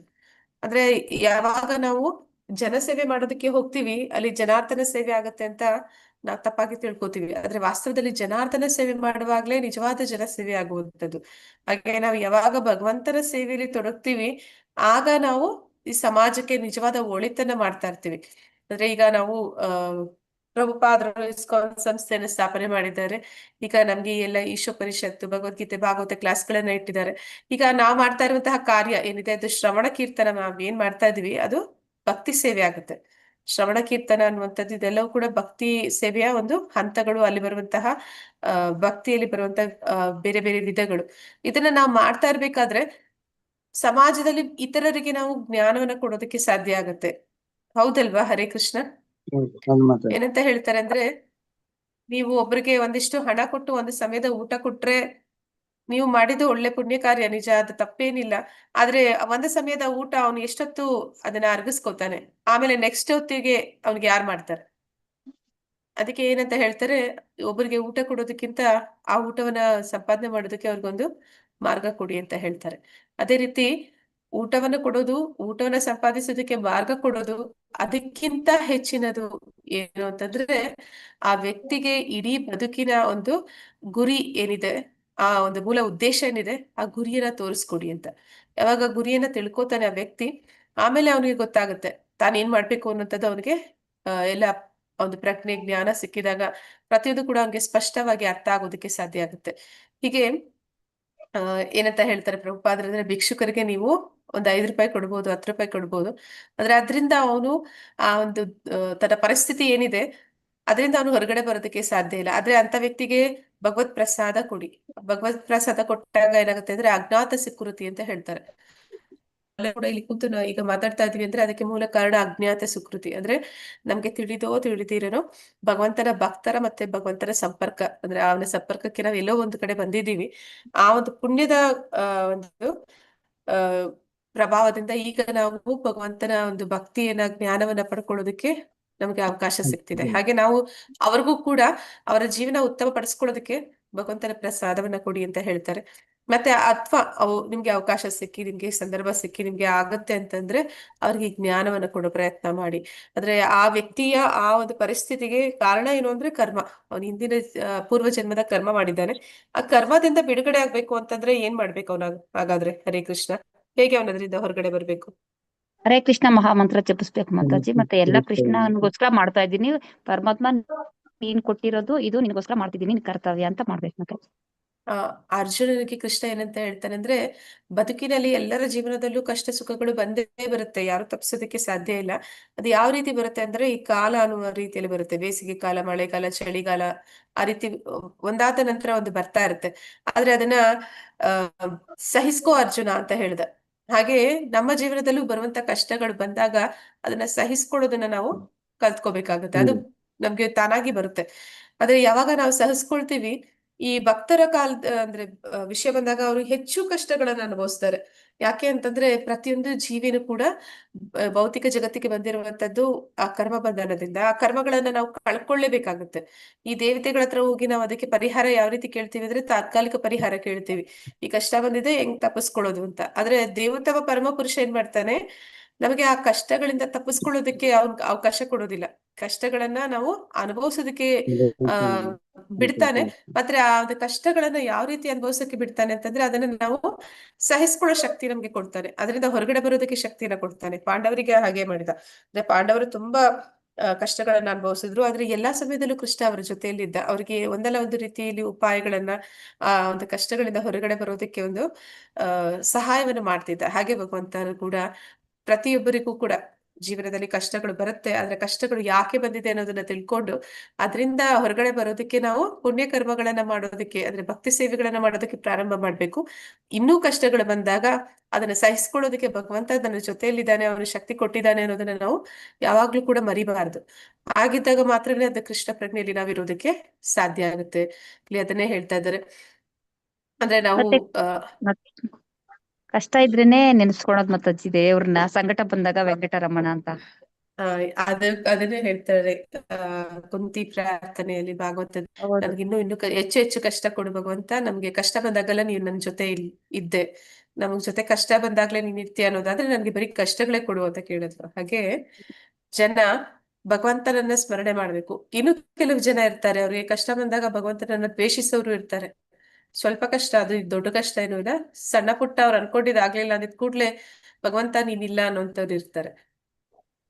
ಮತ್ತೆ ಯಾರಾದ್ರೂ ಇಷ್ಟಪಟ್ಟವ್ರು ತೀರೋದಾಗ ದೇವ್ರ ಕಿತ್ಕೊಂಡ್ಬಿಟ್ಟ ಅಂತ ಅವಾಗ್ಲೂ ಜಾಸ್ತಿ ಬೈಕೋತಾರ ದೇವ್ರನ್ನ, ಈ ದೇವ್ರ ಪೂಜೆ ಮಾಡ್ಬಾರ್ದು ನಾನು ಅಂತ.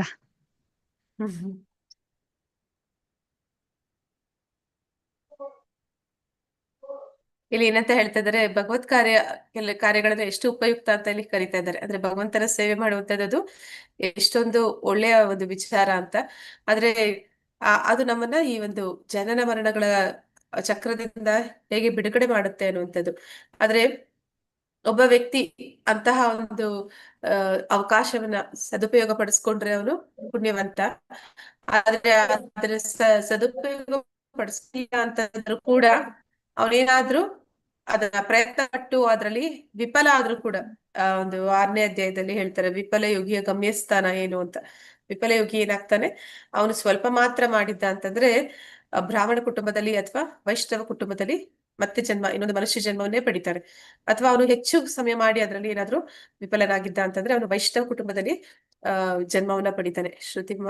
ಆ ಏನಂತ ಹೇಳ್ತಾರೆ, ಶ್ರುತಿನಾಂ ಶ್ರೀಮತಾಂ ಗೇಹೆ ಅಂತ ಹೇಳ್ತಾರೆ. ಶ್ರುತಿನಾಂ ಶ್ರೀಮತಾಂ ಗೇಹೆ ಅಂದ್ರೆ ಬ್ರಾಹ್ಮಣ ಅಥವಾ ವೈಷ್ಣವ ಅಂದ್ರೆ ಶ್ರೀಮಂತರ ಕುಟುಂಬದಲ್ಲಿ ಅಥವಾ ಬ್ರಾಹ್ಮಣರ ಕುಟುಂಬದಲ್ಲಿ ಜನ್ಮವನ್ನು ಪಡೆಯುವಂಥದ್ದು. ಹೆಚ್ಚು ಮಾಡಿದಂಥವನು ವೈಷ್ಣವ ಕುಟುಂಬದಲ್ಲಿ, ಅಂದ್ರೆ ಅವನು ಹುಟ್ಟಿದಾಗಿನಿಂದಲೇ ಆ ಒಂದು ಪರಿವಾರದಲ್ಲಿ ಆ ಒಂದು ಭಕ್ತಿ ಸೇವೆ ಭಕ್ತಿ ಕಾರ್ಯ ಅಂತಹ ಒಂದು ವಾತಾವರಣದಲ್ಲಿ ಅವನು ಜನ್ಮವನ್ನ ಪಡಿತಾನೆ ಅಂತ. ಹೀಗೆ ನಾವು ಆ ಒಂದು ನಿಟ್ಟಿನಲ್ಲಿ ಭಕ್ತಿ ಕಾರ್ಯದಲ್ಲಿ ತೊಡಗೋದ್ರಿಂದ ಸ್ವಲ್ಪ ಪೀಸಿ ಧರ್ಮಸ್ಯ ತ್ರಾಯತೆ ಮಹತೋ ಭಯಾತ್, ಅಂದ್ರೆ ನಾವು ಸ್ವಲ್ಪ ಮಾಡಿದ್ರು ಕೂಡ ಆ ಒಂದು ತ್ರಾಯತೆ ಮಹತೋ ಭಯಾತ್ ಅಂದ್ರೆ ಯಾವ್ದು ಭಯಾತ್ ಅಂತಂದ್ರೆ ಅಲ್ಲಿ ಪ್ರಾಣಿಯಾಗಿ ಹುಟ್ಟೋದಕ್ಕಿಂತ ಉನ್ನತವಾದ ಒಂದು ಮನುಷ್ಯ ಜನ್ಮ, ಮತ್ತೊಂದು ಆಧ್ಯಾತ್ಮಿಕ ಪ್ರಗತಿಗೆ ಅವನಿಗೆ ಇನ್ನೊಂದು ಅವಕಾಶ.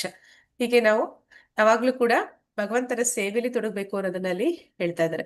ಮತ್ತೆ ಇಲ್ಲಿ ಏನಂತ ಹೇಳ್ತಾ ಇದ್ದಾರೆ ನೋಡಿ ಅಂದ್ರೆ ನಾವು ಅನೇಕ ವರ್ಷಗಳು ಮರಗಳ ಹಾಗೆ ಭೂಮಿ ಮೇಲೆ ಬದುಕಿದ್ದು ಸಾವಿರಾರು ವರ್ಷ ಇದ್ದು ಏನು ಪ್ರಯೋಜನ?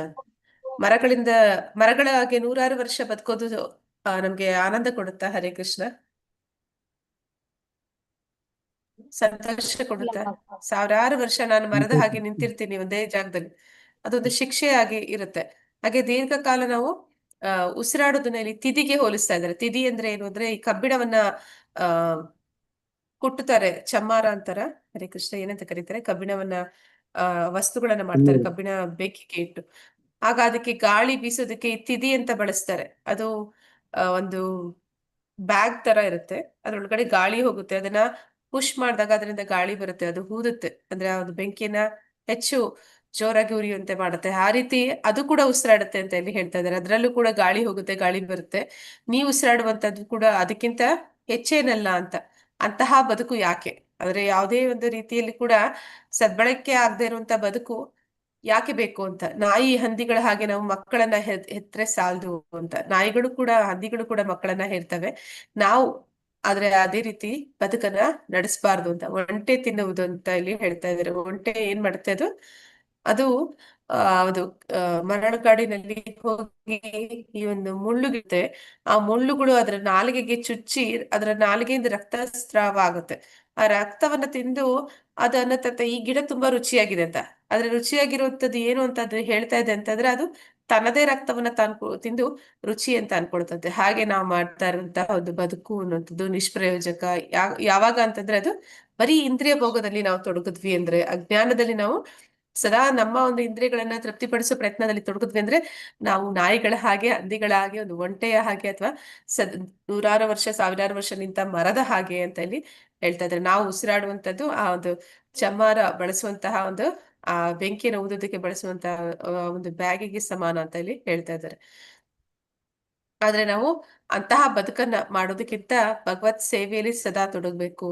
ಭಗವತ್ ಸೇವೆಯಲ್ಲಿ ತೊಡಗಿದಂತವನು ಅವನಿಗೆ ಜೀವನದಲ್ಲಿ ನಾಸ್ತಿಕತರ ಅಥವಾ ಪರೋಪಕಾರ ಅಥವಾ ಇನ್ನೊಂದು ಯಾವ್ದಾದ್ರು ಸಮಾಜವಾದ ಇದೆಲ್ಲವೂ ಕೂಡ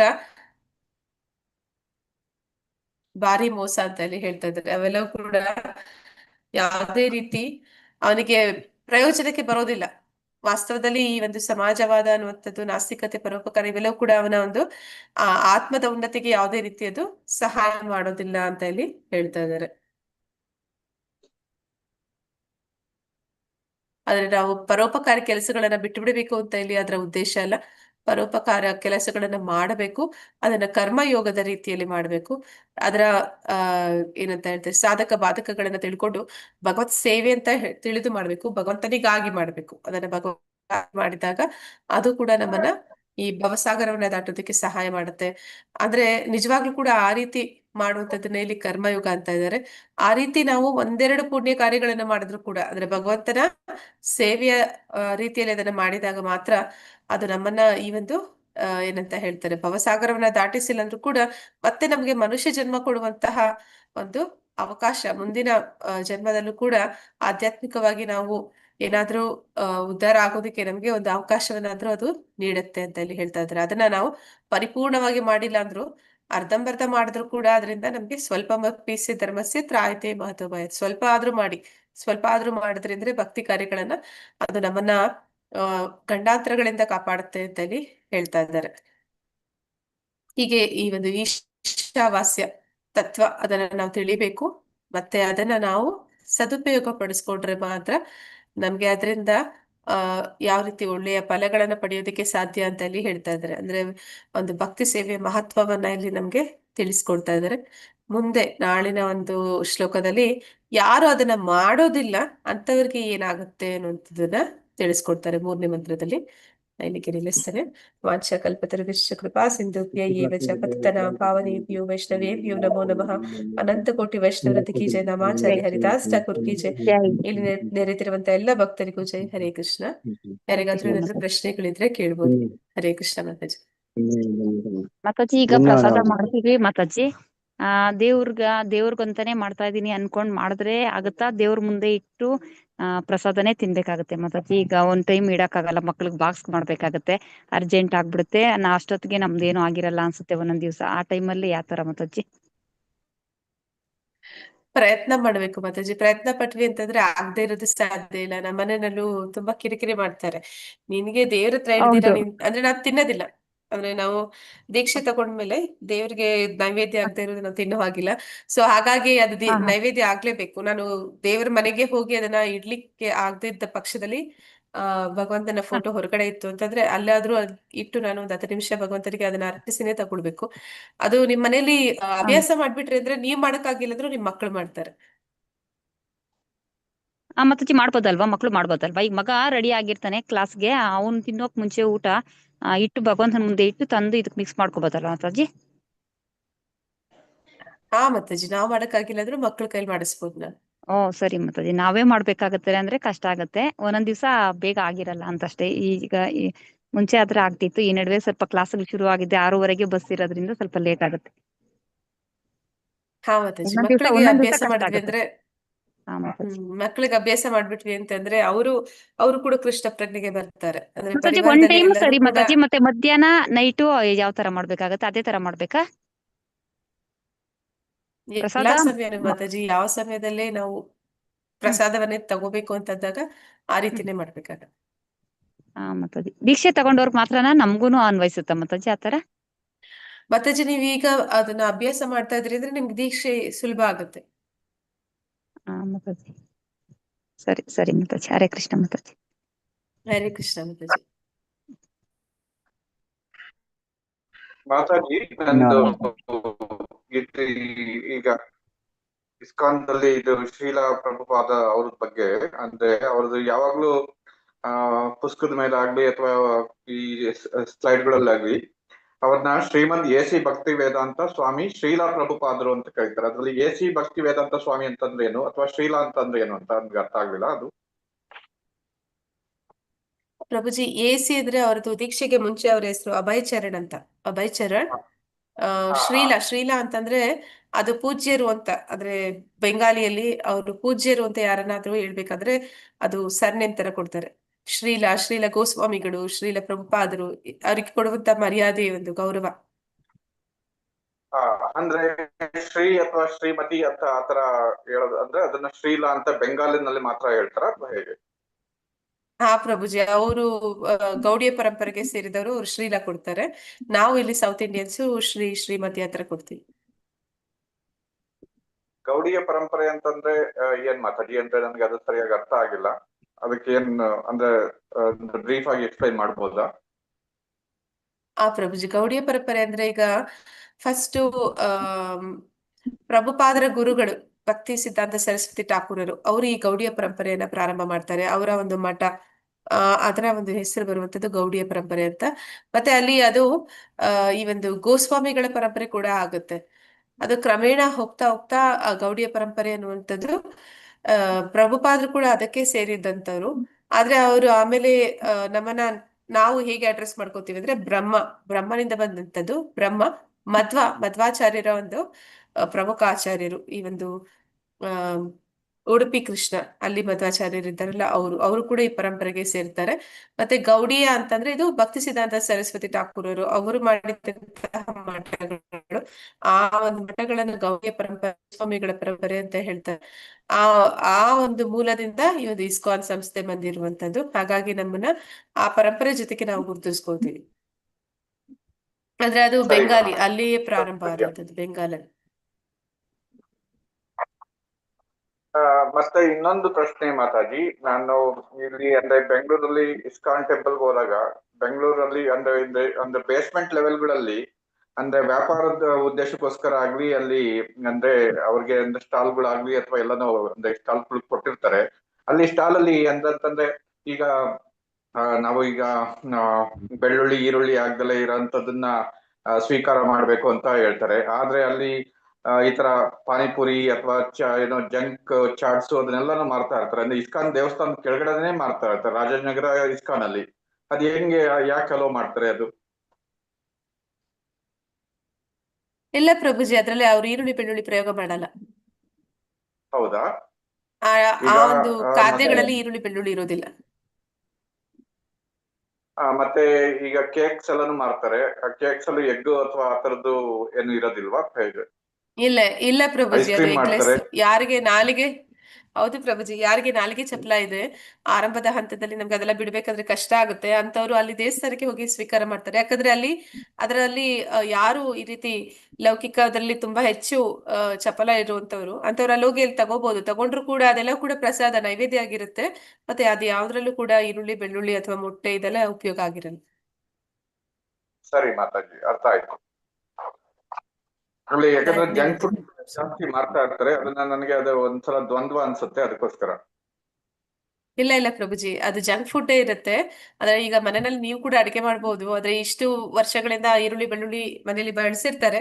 ಆ ಈರುಳ್ಳಿ ಬೆಳ್ಳುಳ್ಳಿ ಅಂದ್ರೆ ಬಳಸ್ತೀರಾನು ಮಾಡ್ಬೋದು. ಮಾಡಿದ್ರೆ ಕೂಡ ಅದು ನೋಡಕ್ ಹಾಗೆ ಇರುತ್ತೆ. ಟೇಸ್ಟ್ ಅಲ್ಲೂ ಅಂತದೇನು ದೊಡ್ಡ ವ್ಯತ್ಯಾಸ ಇರಲ್ಲ. ಆದ್ರೆ ಅದರಲ್ಲಿ ಅದು ಭಗವಂತನ ನೈವೇದ್ಯ ಮಾಡೋದಕ್ಕೆ ಆ ಯೋಗ್ಯವಾಗಿರುತ್ತೆ.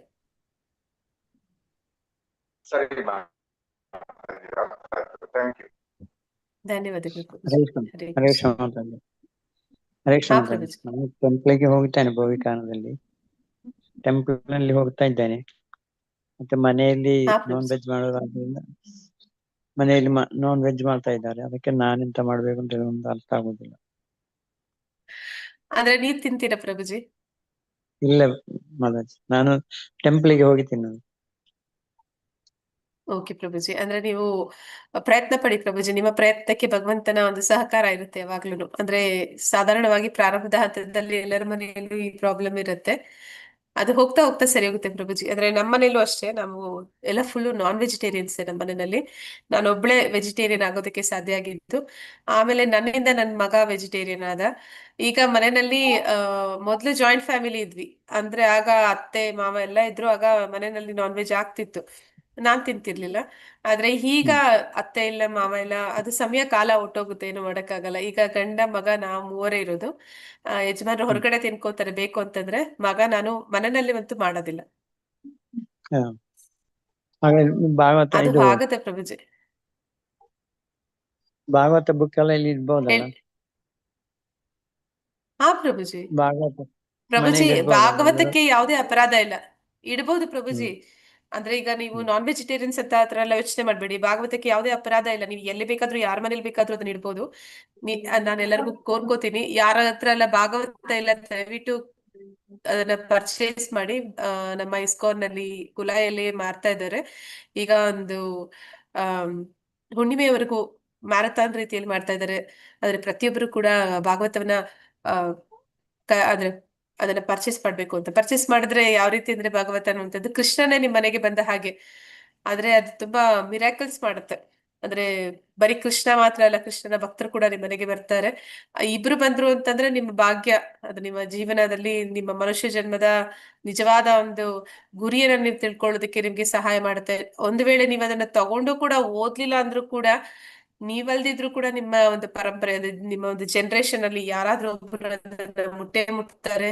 ಅದರಿಂದ ಏನಂತ ಹೇಳ್ತಾರೆ ಅಂದ್ರೆ ಪ್ರಹ್ಲಾದ ಒಬ್ಬ ಭಕ್ತ ಆಗಿದ್ದಕ್ಕೆ ಆ ಮನೆಯಲ್ಲಿ ಅಂದ್ರೆ ಅವರ ಒಂದು ಜನರೇಷನ್ ಅಲ್ಲಿ 21 ಜನರೇಷನ್ಗಳು ಅವ್ರಿಗೆ ಆ ಒಂದು ಮುಕ್ತಿ ಅನ್ನುವಂಥದ್ದು ಸಿಕ್ತು ಅಂತ. ಹಾಗೆ ನಿಮ್ಮ ಮನೆಯಲ್ಲಿ ಯಾರಾದ್ರೂ ಒಬ್ರು ಅದನ್ನ ಓದಿ ಉದ್ಧಾರ ಆದ್ರೂ ಕೂಡ, ನೀವೇ ಓದಿ ಉದ್ಧಾರ ಆದ್ರೂ ಕೂಡ ನಿಮ್ಮ ಒಂದು ಬದುಕನ್ನ ನಿಮ್ಮ ಬದುಕು ಮಾತ್ರ ಅಲ್ಲ, ನಿಮ್ಮ ಪರಿವಾರದವರ ಎಲ್ಲರ ಬದುಕನ್ನು ಕೂಡ ಅದು ಆ ಮುಕ್ತಿಯ ಹಂತಕ್ಕೆ ಕರ್ಕೊಂಡು ಹೋಗುತ್ತೆ ಅಂತ ಹೇಳ್ತಾರೆ. ಹಾಗೆ ದಯವಿಟ್ಟು ಎಲ್ಲರೂ ಕೂಡ ಭಗವದ್ಗೀತೆ ಮತ್ತೆ ಭಾಗವತ ನಿಮ್ಮ ಮನೇಲಿ ಇಟ್ಕೊಳ್ಳಿ.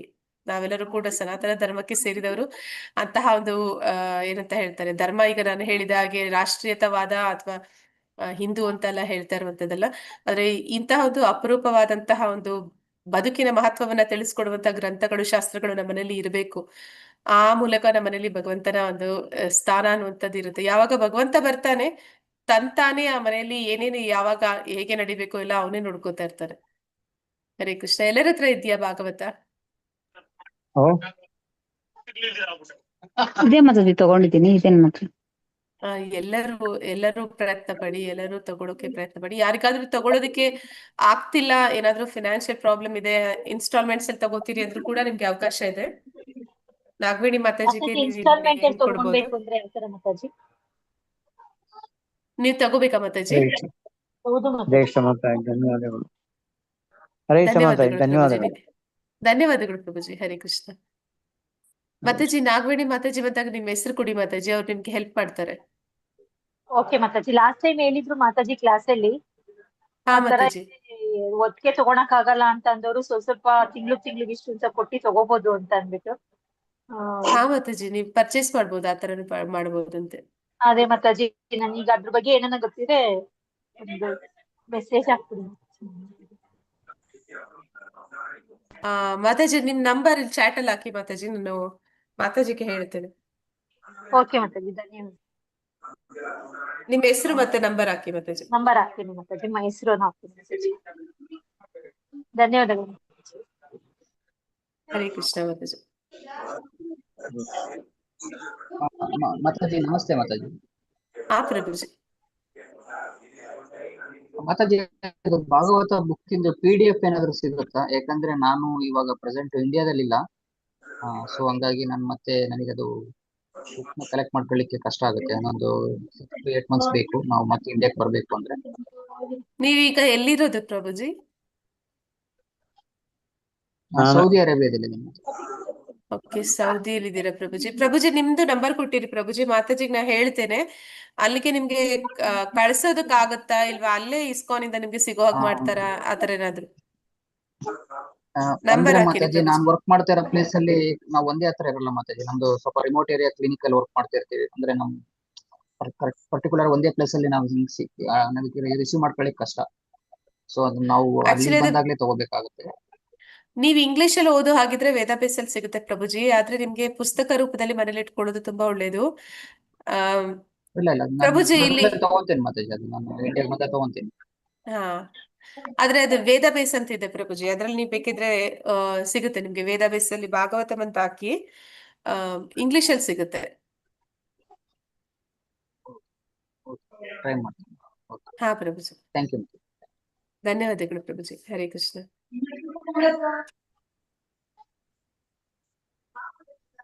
ಮತ್ತೆ ಎಲ್ಲರದು ಅಟೆಂಡೆನ್ಸ್ ಆಗಿದೆ ಅಂತಾದ್ರೆ ಮತ್ತೆ ಯಾರಿಗಾದ್ರೂ ಏನಾದ್ರೂ ಪ್ರಶ್ನೆಗಳಿದ್ರೆ ಕೇಳ್ಬೋದು.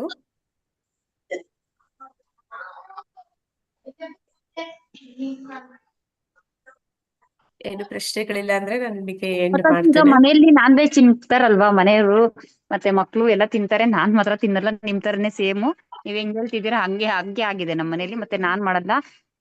ಮನೇಲಿ ಯಾರಾದ್ರೂ ರಿಲೇಷನ್ ಬಂದ್ರೆ ಅವ್ರು ಮಾಡ್ಕೋತಾರೆ ಮಾತಾಜಿ. ನಮ್ಮ ಮನೇಲಿ ಕೇಳಲ್ಲ, ಅವ್ರಿಗೇನು ಹೇಳಕ್ ಆಗಲ್ಲ ನಾನು. ಮತ್ತೆ ಈರುಳ್ಳಿ ಬೆಳ್ಳುಳ್ಳಿ ನಾನ್ ಮನೆಗ್ ತರಲ್ಲ, ಅವ್ರು ಬಂದಾಗ ತರಿಸ್ಕೊಡ್ಬೇಕು ಎಲ್ಲಿ ಅಂತ ಕೇಳ್ತಾರೆ. ಮತ್ತೆ ಅವ್ರು ಈಗ ಮನೆಯವ್ರು ತಿನ್ನೋದ್ರಿಂದ ಮಕ್ಳು ಯಜಮಾನ್ರು ನಮ್ಗೆ ಅದ್ರದ್ದು ಎಫೆಕ್ಟ್ ಏನೂ ಆಗಲ್ವಾ ಮಾತಾಜಿ? ಈಗ ಅವ್ರ ಜೊತೆ ನಾವು ಇದು ಮಕ್ಳ ಜೊತೆನೋ ಏನೋ ಒಂದ್ ಸ್ವಲ್ಪ ಏನೋ ತಿನ್ನಲ್ಲ, ಏನೋ ಬೇರೆ ಬೇರೆ ಇತ್ತಲ್ವಾ ನಮ್ಗೆ. ಇಲ್ಲ ಮಾತಾಜಿ, ಅಂದ್ರೆ ಈಗ ಆ ಪ್ರಭಾವಕ್ಕೆ ನೀವ್ ಬರ್ತಾ ಇರೋದಿಲ್ಲ, ನಿಮ್ಮ ಪ್ರಭಾವಕ್ಕೆ ಅವ್ರು ಬರ್ತಾ ಇರ್ತಾರೆ. ಹಾ ಸರಿ ಮಾತಾಜಿ, ಅದರಿಂದ ತಪ್ಪಾಗಲ್ವಲ್ಲ ಅಂತ. ಇಲ್ಲ ಮಾತಾಜಿ, ಸರಿ ಆದ್ರೆ ಮಾತಾಜಿ. ಅದು ಕ್ರಮವಾಗಿ ಆಗುತ್ತೆ ಮಾತಾಜಿ. ಒಂದೇ ಸತಿಗೆ ನಾವು ಅವ್ರನ್ನ ಅಕರ್ಮಕ್ಕೆ ತಡಿ. ಹೋಗೋದು ಅಷ್ಟು ಸುಲಭ ಇಲ್ಲ. ಹಾ, ಪ್ರಯತ್ನ ಪಡ್ತಾ ಇರ್ತೀನಿ ಅದ್ರ ಮಾತಾಜಿ. ಜಪ ಮಾಡ್ತಾ ಇರ್ಬೇಕು, ಗುರುಗಳನ್ನ ಮತ್ತೆ ಭಗವಂತನನ್ನ ಕೇಳ್ಕೊತಾ ಇರ್ಬೇಕು ಮಾತಾಜಿ. ಎಷ್ಟು ಪ್ರಾಮಾಣಿಕವಾಗಿ, ಎಷ್ಟು ಗಂಭೀರವಾಗಿ, ಎಷ್ಟು ಸೀರಿಯಸ್ ಆಗಿ ನೀವು ಕೇಳ್ಕೊತೀರಾ ಅಷ್ಟು ನಿಮ್ಗೆ ಭಗವಂತ ಹೆಲ್ಪ್ ಮಾಡ್ತಾನೆ. ಹಾ ಮಾತಾಜಿ, ಆಯ್ತು ಮಾತಾಜಿ. ಹರೇ ಕೃಷ್ಣ ಮಾತಾಜಿ, ಧನ್ಯವಾದಗಳು. ಹರೇ ಕೃಷ್ಣ ಮಾತಾಜಿ.